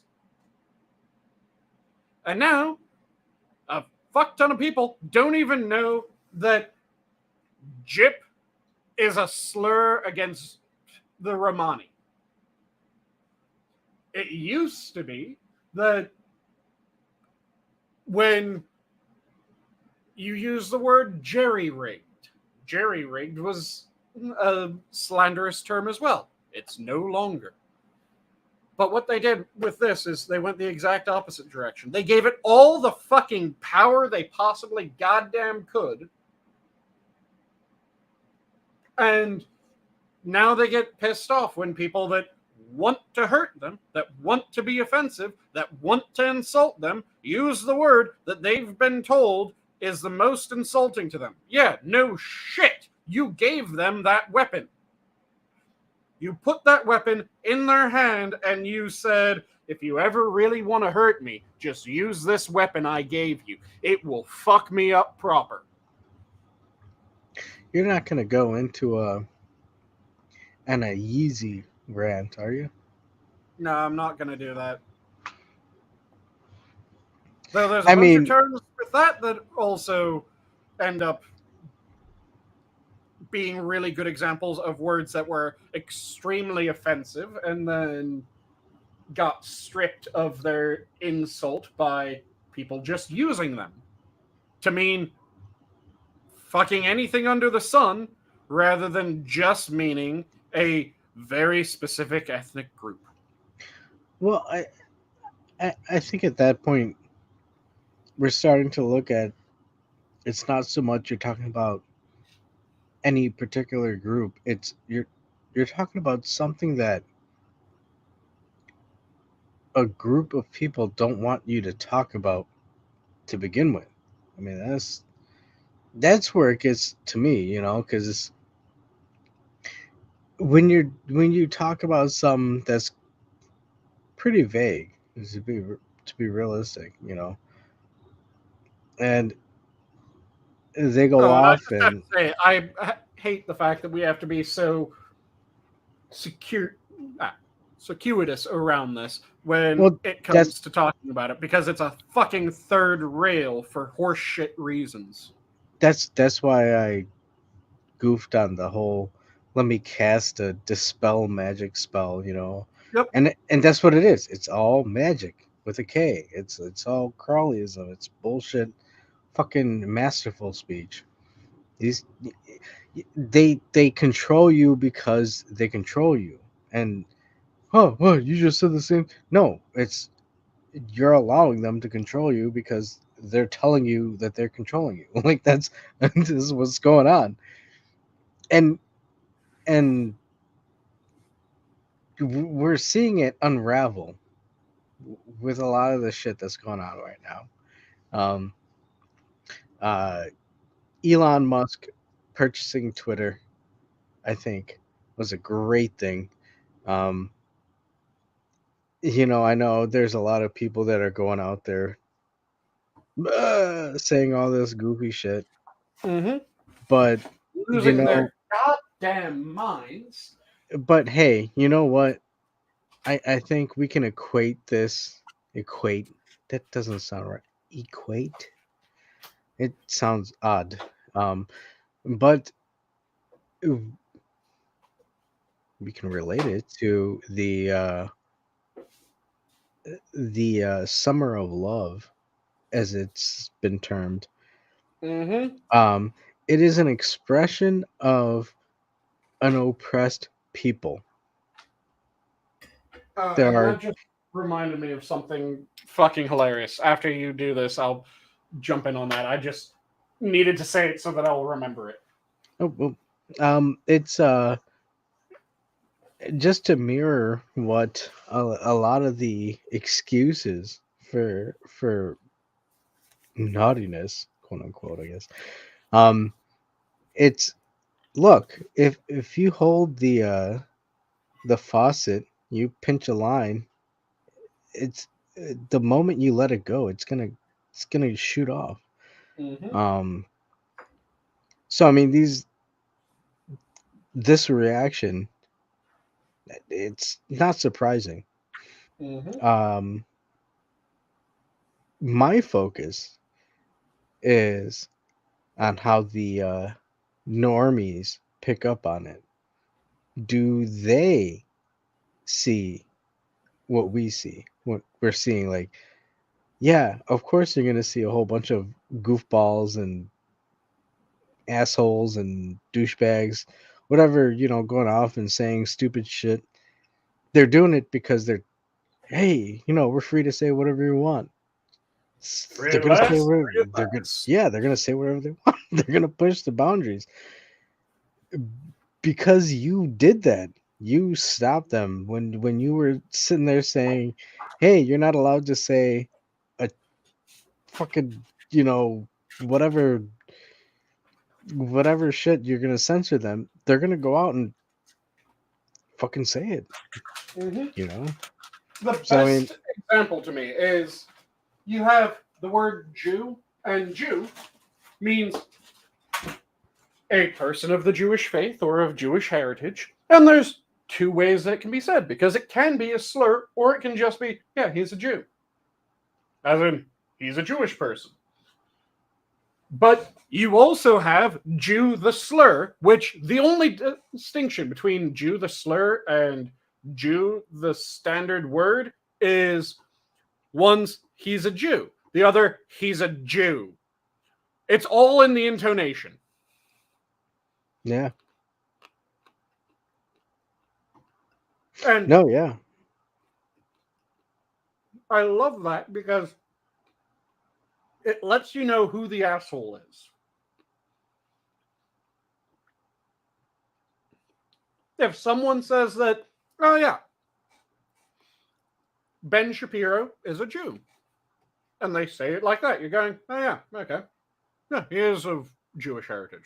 Okay.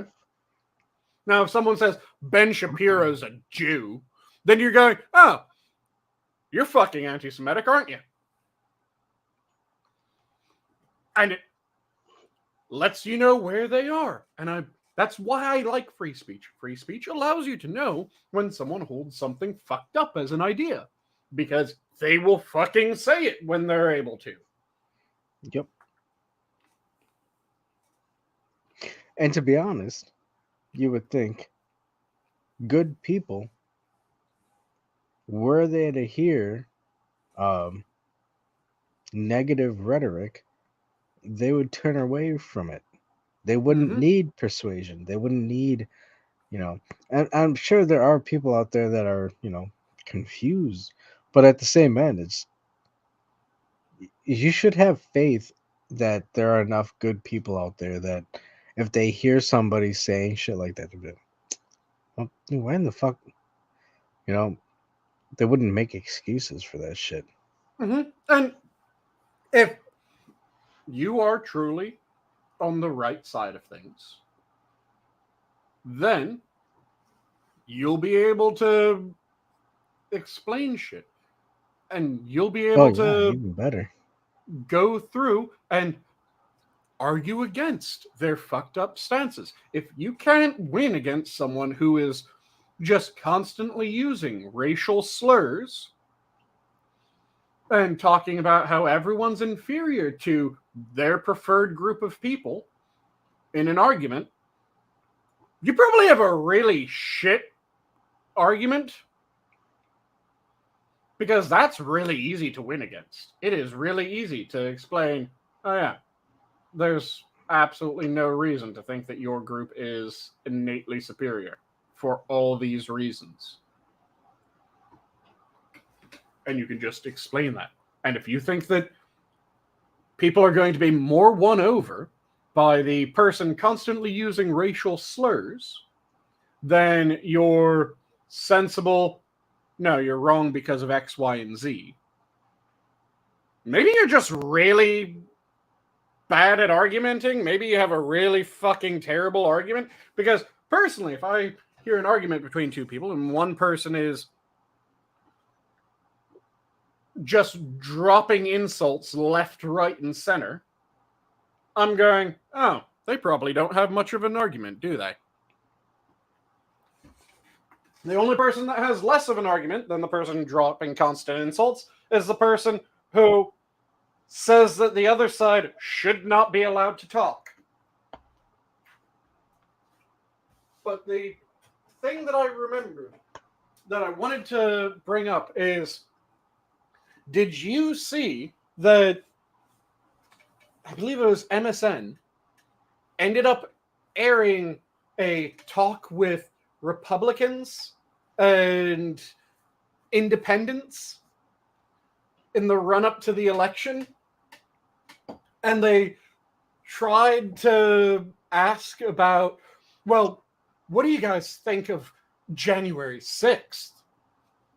And one of the people said it was the actually mostly peaceful but fiery demonstration.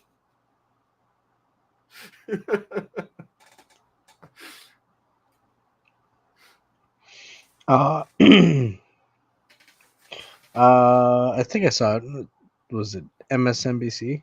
I think. Yeah, I think it was MSNBC that did that. And it just, I fucking died when I heard that. It was hilarious. Especially since the reporter was just like, what? How are you saying this? Effectively was the expression on the reporter's face as they're talking to this group.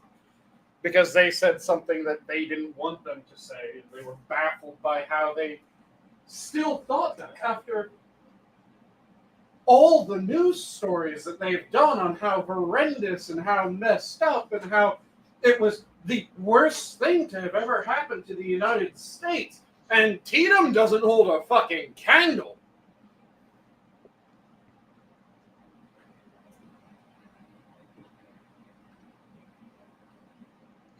Well, I mean, it is shocking that there's still people out there that don't believe that January 6th was worse than Pearl Harbor. I mean, it's just... Yeah.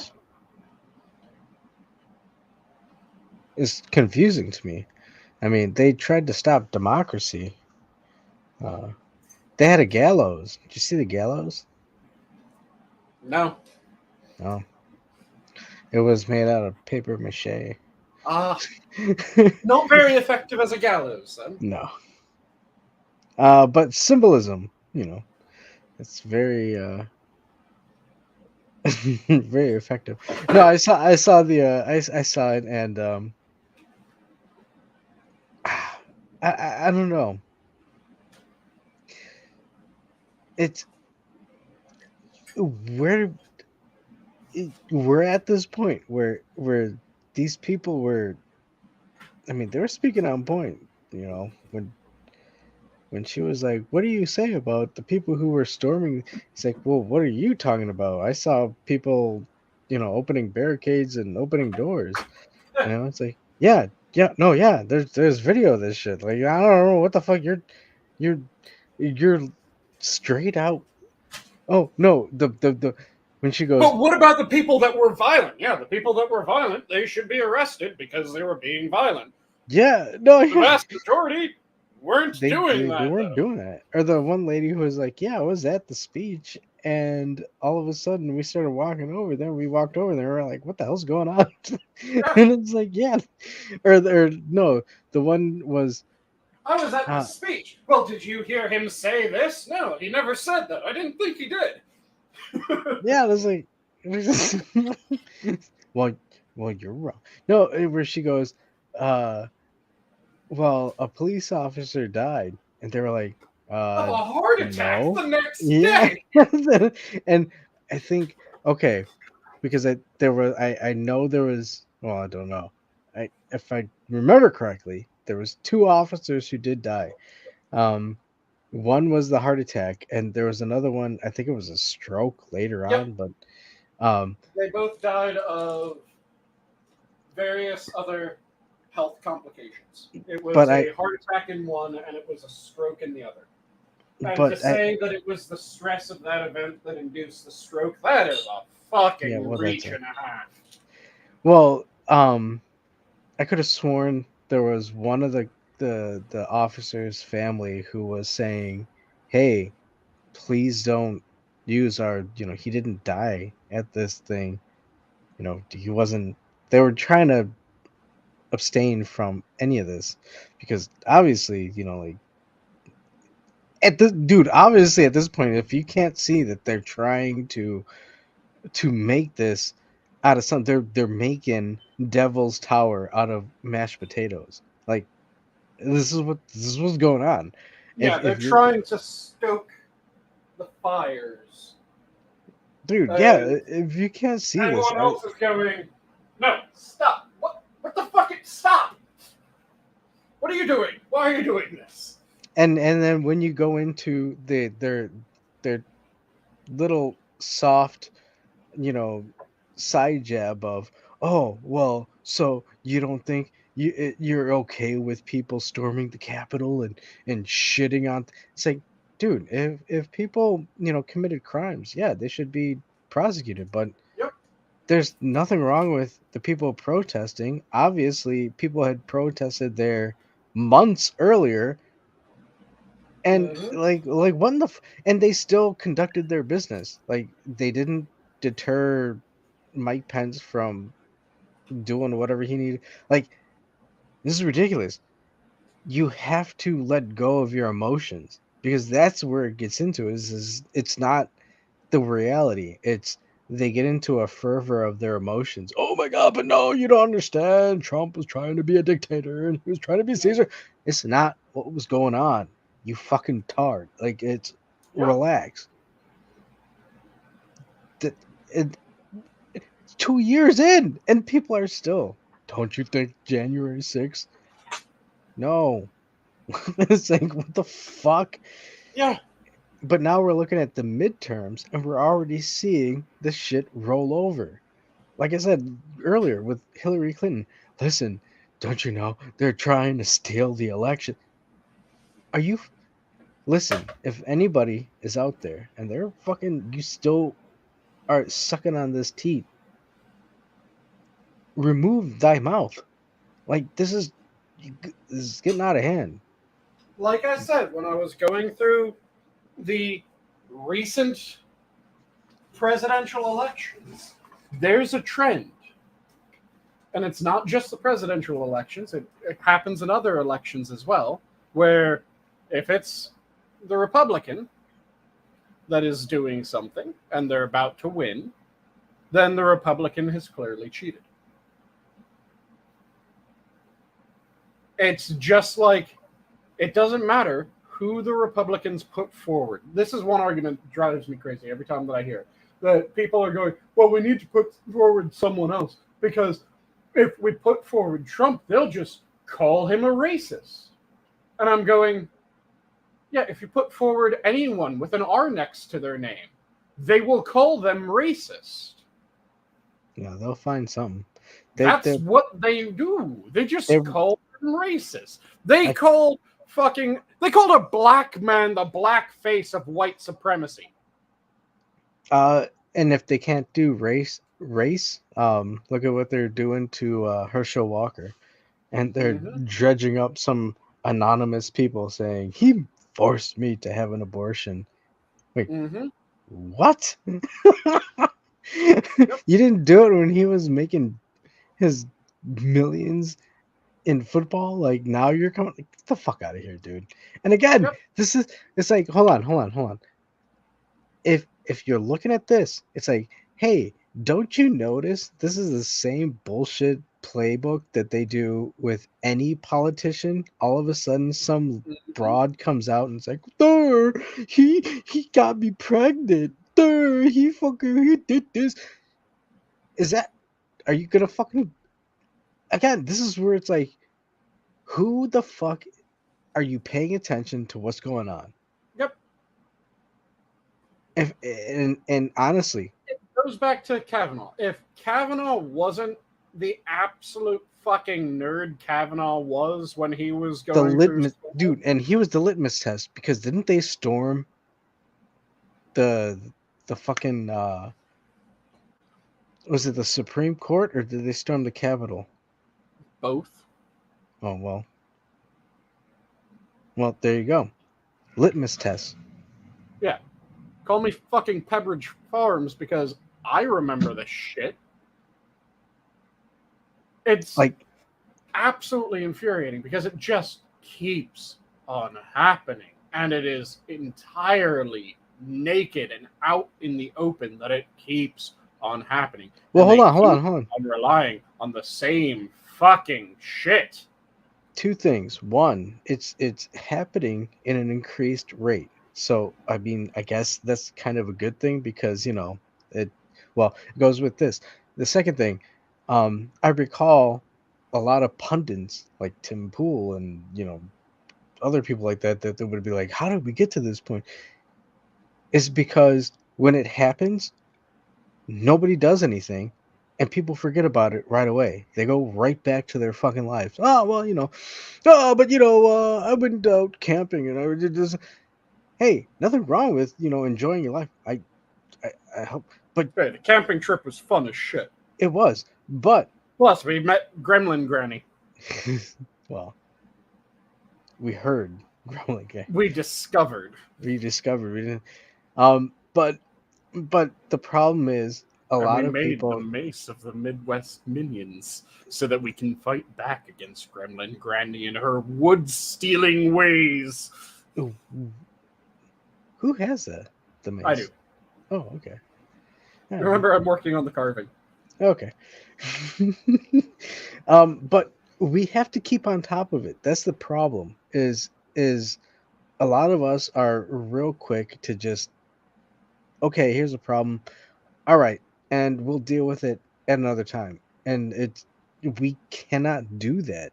That's how we got to this problem. How did we get here? That's how we got here. Yep. We're how do we let these goofballs get into positions in the school districts where they're teaching this kind of shit? It's because for a Because we long didn't time, knock their dick in the dirt when they first tried. when they started, we should have said no.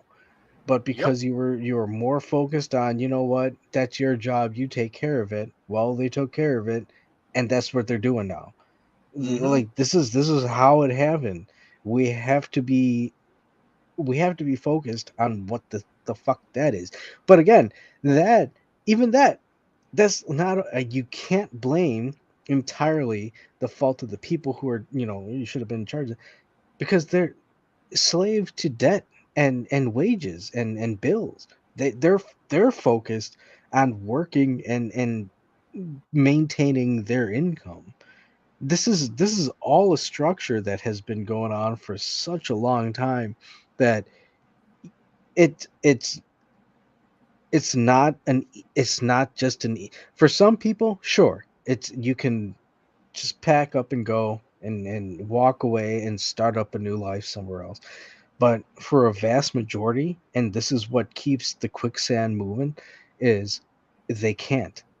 They're stuck. They're there. And that's how we got to where we're at. Mm-hmm. But now I think a lot of people are recognizing this. They're seeing this and they're saying, you know what, this is not, we're not built for this. We're not made for this. We Yeah, shouldn't be here. they've thankfully overplayed their hand. Yes. And I think from my point, I would say everybody pay attention. Look at what's going on around you and say something. And that's why I think, with Twitter being a little bit more open, good. Hopefully YouTube will get there, and of Mm-hmm. course we're getting on to Rumble, once we get to 100, we'll be streaming there. And what would you say? Because Hammer on Wednesday was talking about kind of mimicking um, what Steven Crowder or Edge of Wonder. And yeah, I'm gonna use that one. What they do, where they do half a show on On YouTube YouTube and then and half jump a over show. to the rest of it on their other streaming platform where they can be a bit more free in what they say. Yeah, what would you say on doing that for Fridays? I mean, I'm sure we could chat about this in private, but I mean, personally, I don't think our viewers care. I think our viewers are very open minded. That's why they hang out on Fridays, right? I'm open to the idea of doing that because there's a lot of shit that I end up thinking of something that I would find fucking hilarious, and I'm going, nope, that'll get us kicked. Yep. Yeah. Yeah. Yeah. Like, I And mean, again, shit. It was ages ago. I think it was what, 2, 3 years ago now, when the educational use of the N word came up, and my immediate joke for that, I can't say that shit on air anymore. it's just yeah, no, yeah, even there's some YouTube videos that I want to pop up, but I'm fairly sure that uh it would ruffle some feathers. And Mm-hmm. and even saying this, I'm pretty sure people are like, "Oh my god. Wow, you guys just want to go into the most diabolical fucking language that you could conjure up." And it's like, "Well, no, we just we I just want to want to do be the able to funniest language fucking that I can talk. conjure. Yeah, just have a conversation." So, I want what to the make the fuck? ha-has. Yeah. But that just reminded me of one other thing, and then I think, because I just noticed the time, Oh. this last bit will probably be the last bit for the evening, if that works for you as well. Neat. You heard about the shit the H3H3 pulled, right? Just recently, the new shit that they pulled. I have to be more specific. I can't just say the shit that Oh. H3H3 pulled, because H3H3 has pulled so much shit in the past couple years. But the most recent one. Okay, hold on. So I've heard about the H3 bullfuckery. I'm not aware of new stuff, but before you do that, could I wedge my my little bit here? Uh, Absolutely. okay. So You at should have a work, bit more confidence and say it's not a little bit. At well, least no, it's just fluff it up a little bit, make sure that it's presentable, and it's lay it's what you it's have on the table. um. I was wondering when you were going to break. um.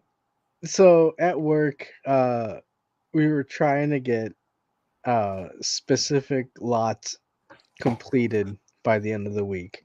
Mm-hmm. Um, and so as a goal, I think they started on Wednesday.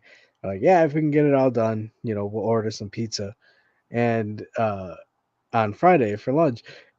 And so, we're hauling ass and we got our job done. They ordered an Uh, onion pizza, didn't they? well, Just slapped you in the face. that would have been so we got done on Thursday. Mm-hmm. And Friday, it was just closing out the numbers, with connecting with the other sites. There's a couple other sites for my job. Um, and we couldn't close our site out or our lot out because there was a missing unit.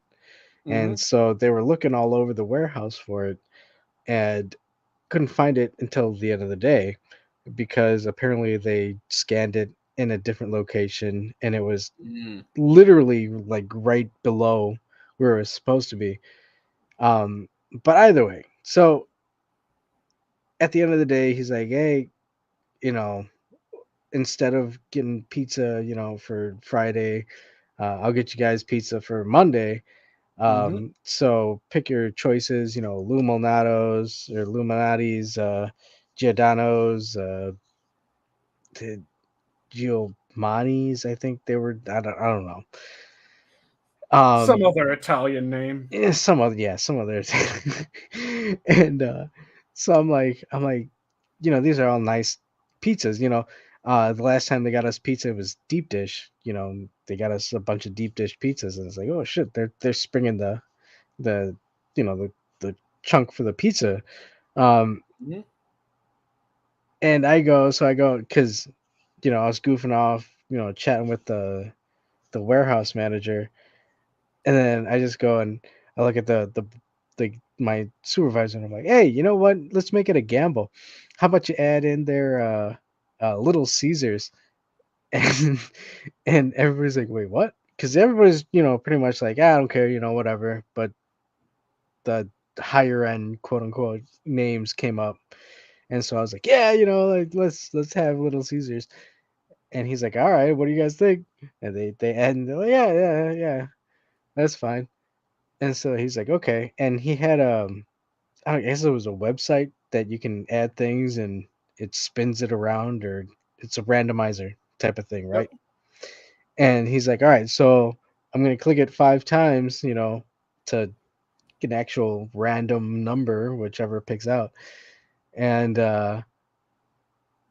he does it and he picks out fucking Little Caesars. That's how Adam ended up getting lynched.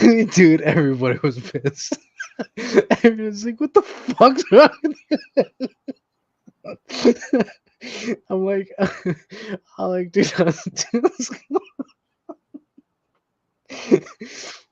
um, but no, we redid it, and we're getting some, I don't know, fire baked pizzas, individual pizza type things. I don't know, some fancy pizza type thing. I'm Look, you know me, Sanguine. I am not. I don't seek out fancy foods, but Mm-hmm. I don't. Uh, But you enjoy good food. I enjoy good food, and I won't object from trying it. Mm-hmm. Um, so it's one of those things where it's like, fancy oven cooked Sicilian type pizzas. I wouldn't think that to come to mind. If it was like, hey, do you want to get a pizza? It's like, yeah, okay.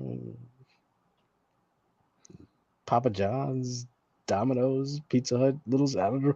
I'm gonna list off the names of fucking places. Or if Mm-hmm. you know a local place, yeah, let's go to a local place. I don't fucking I don't pick it. But yeah, no, yeah, that was my You little aren't thing. looking for a ritzy margarita or anything like that. You're just looking for a slice.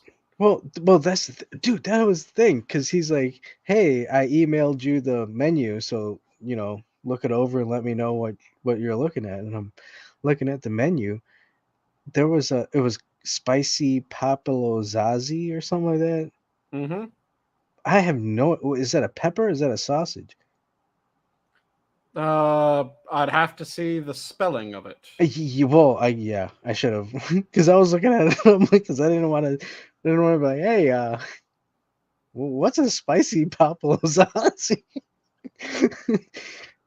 Because I there's a sausage with a similar name that you could be mispronouncing, and there's Oh a yeah, definitely. um, sort of pepper. It's one of the kind of like Like a pepperoncinis, where Yeah, it's pepperoncinis. a pickled pepper Well, that or like is what was that sausage that you picked up in the Lanziger. Lanziega? See, like something like that. Like I would have no idea what that word was or if somebody was like, "Hey, would you like this on your pizza?" I would have Yep. looked at it and like, "What in the fuck is a Lanziega?" Yeah. Like Yeah. Lanziger means land hunter Latin.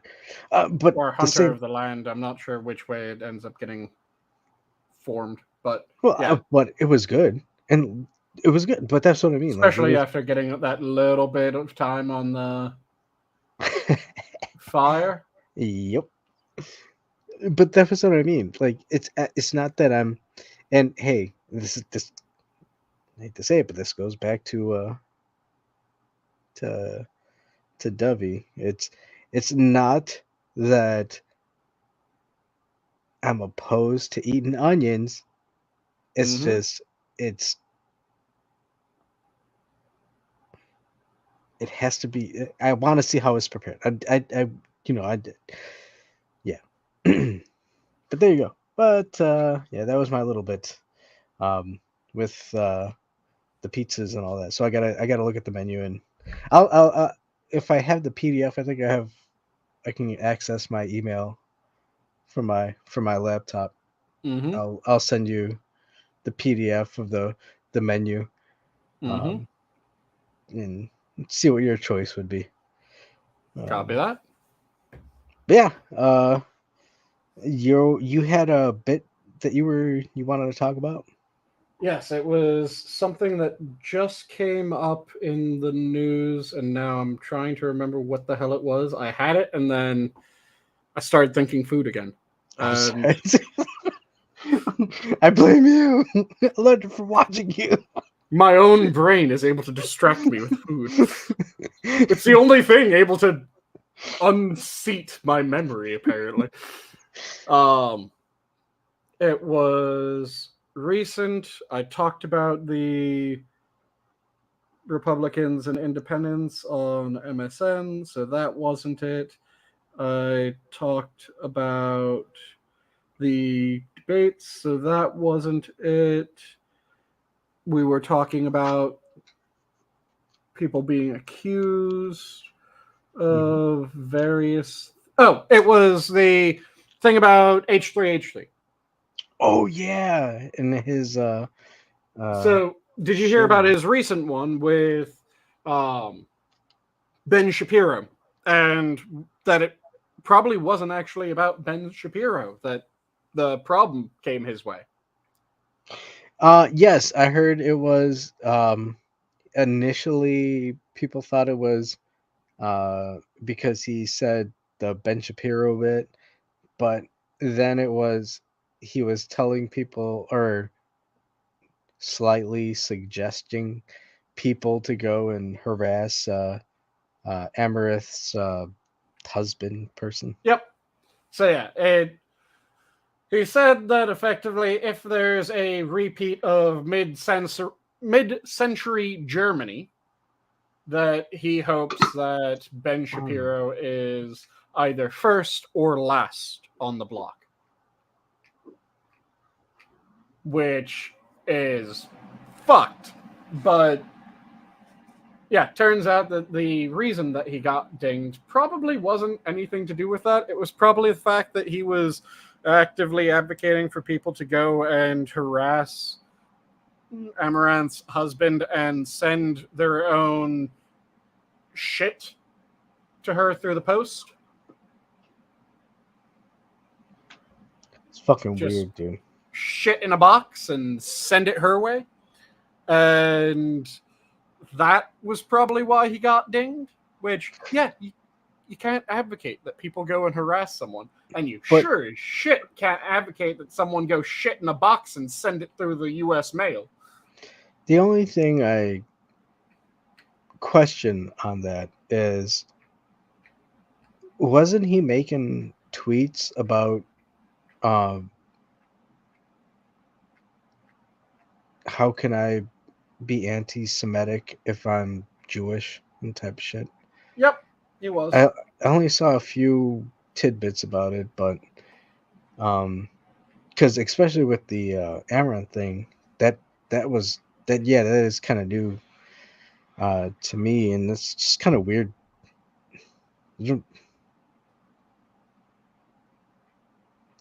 I don't know, but then again, when people are comfortable uh, in certain positions, I think uh,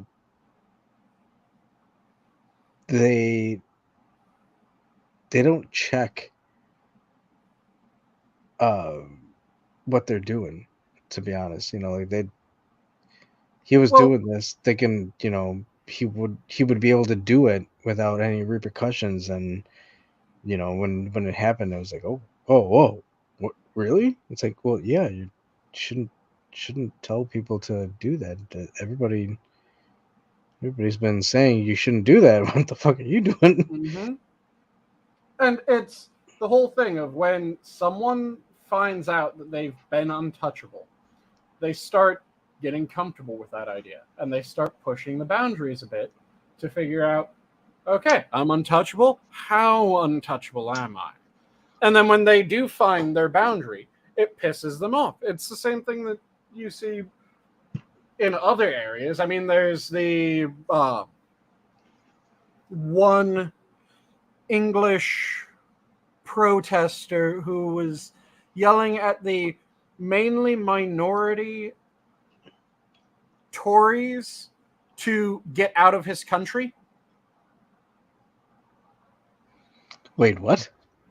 Yeah, there's a guy who's one of the main advocates and protesters that was part of the Remain camp when it came to should the UK remain in or leave the EU.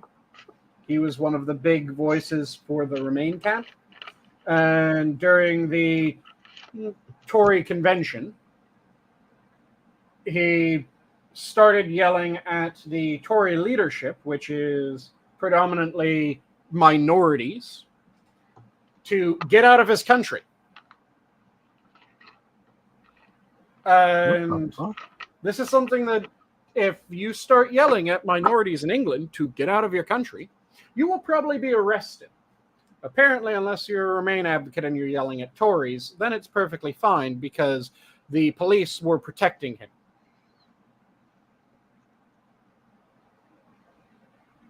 So while he was yelling at minorities to get out of his country, he had a police escort because he had the right politics, as it were. That's all it takes at this point, right? Yep. Right politics? I mean, not Yeah. right politics, but right politics? Yep. It's kind of like how the guy who attempted to either assassinate or cripple the Republican in New York was released 4 hours after the attack. You remember that, right? Oh, you don't remember that? When did this happen? The Republican, I think it was Zeldin, was on a campaign rally stop, and a man stormed the stage with a bladed implement that he drew out and started trying to attack Zeldin with it. Zeldin was able to get a hand up and stop the man from being able to successfully attack him. And a number of other people, including one of the other politicians that was with Zeldin, who had served in the military, ran up and tackled the guy. He was taken away in handcuffs, and 4 hours later, he was released without bail. Oof. I want to make a joke about how we've evolved from canes to whatever this dude used. But there's some debate as to what he was using. Some people are saying that it was a cat-shaped set of knuckle dusters. What? Where the ears were effectively little punch blades. But good. See, this is what I'm talking about. Because then there was the wasn't there was in Florida a DeSantis volunteer or something like that was beaten up recently. This we are hitting some hefty tides. Also the Las Vegas politician that assassinated a reporter. Oh shit, yeah. And like a day or two after the reporter said some negative press about him. Yep. Like how obvious is it? Like, yeah, it was him. Like, The dude, reporter was digging into corruption of the politician, was writing an article about the politician's corruption, had already written one article about the politician's corruption, and then the politician murdered him. yeah, but that's a coincidence. You know, things happen. You know, accidents happen. Yep. Yeah, there were people defending him saying, well, he was being stalked. No, he wasn't. He No. wasn't being stalked. He murdered a man. He wasn't being stalked by the man. The man was doing investigative journalism. He wasn't being a paparazzi or anything like that. He was just a fucking journalist. Well, hold on. My tinfoil hat is always nearby. You want to talk paparazzi? Yeah, paparazzi really did do the damage in the tunnel with Diana. Yeah, no, you get out of here. But that's for another show. Yep. So but it's just absolutely ridiculous, the shit that's been going on. yeah, But that was, I think, probably the last of tonight's show, because we've now been going for about 2.5 hours. holy shit. So, shall we go to parting words? Yes. I think it's good. I'll let you go first, as per usual. Well, I mean, I don't know if we want to let the ghost first. Hey, ghost, you want to go first? Well, it was either that or I swoop in, deny you your parting word, and just give my own little spiel, and then immediately click end broadcast before you can speak. Whoa, hey. That's bad form, sir. That's bad form. No.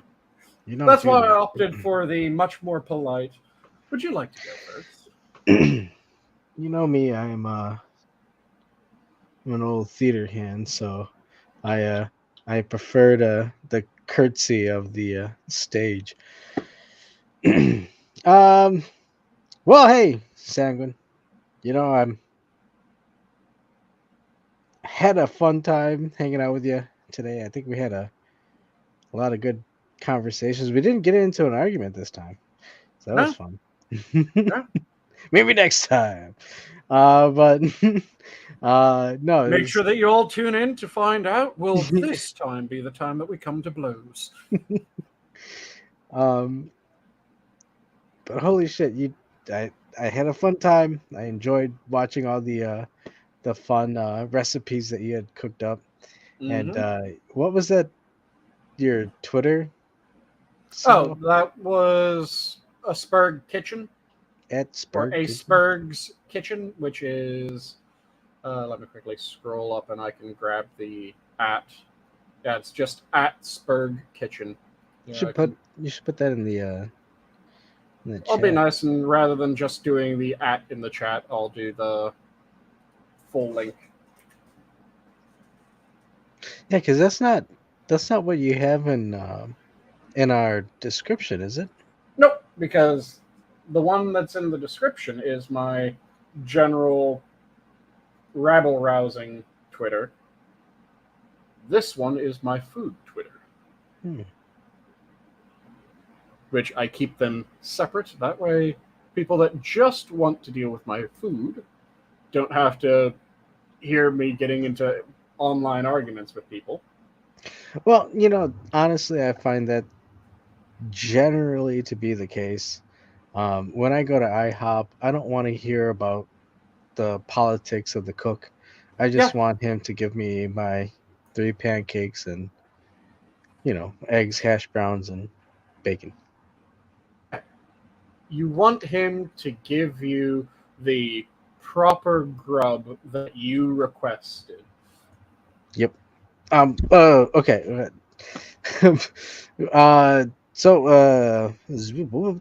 So thank you for inviting me to hang out on the show, Sanguine. And once again, so I get a chance, hang out and subscribe to the Rumble channel. But thank you everybody for hanging out. Love you all, and God bless. And I'll leave off with my standard of if you're passionate about something, make sure that you devour it. Don't let it devour you. And with that, have a good night, all. The zoo is closed. Good night.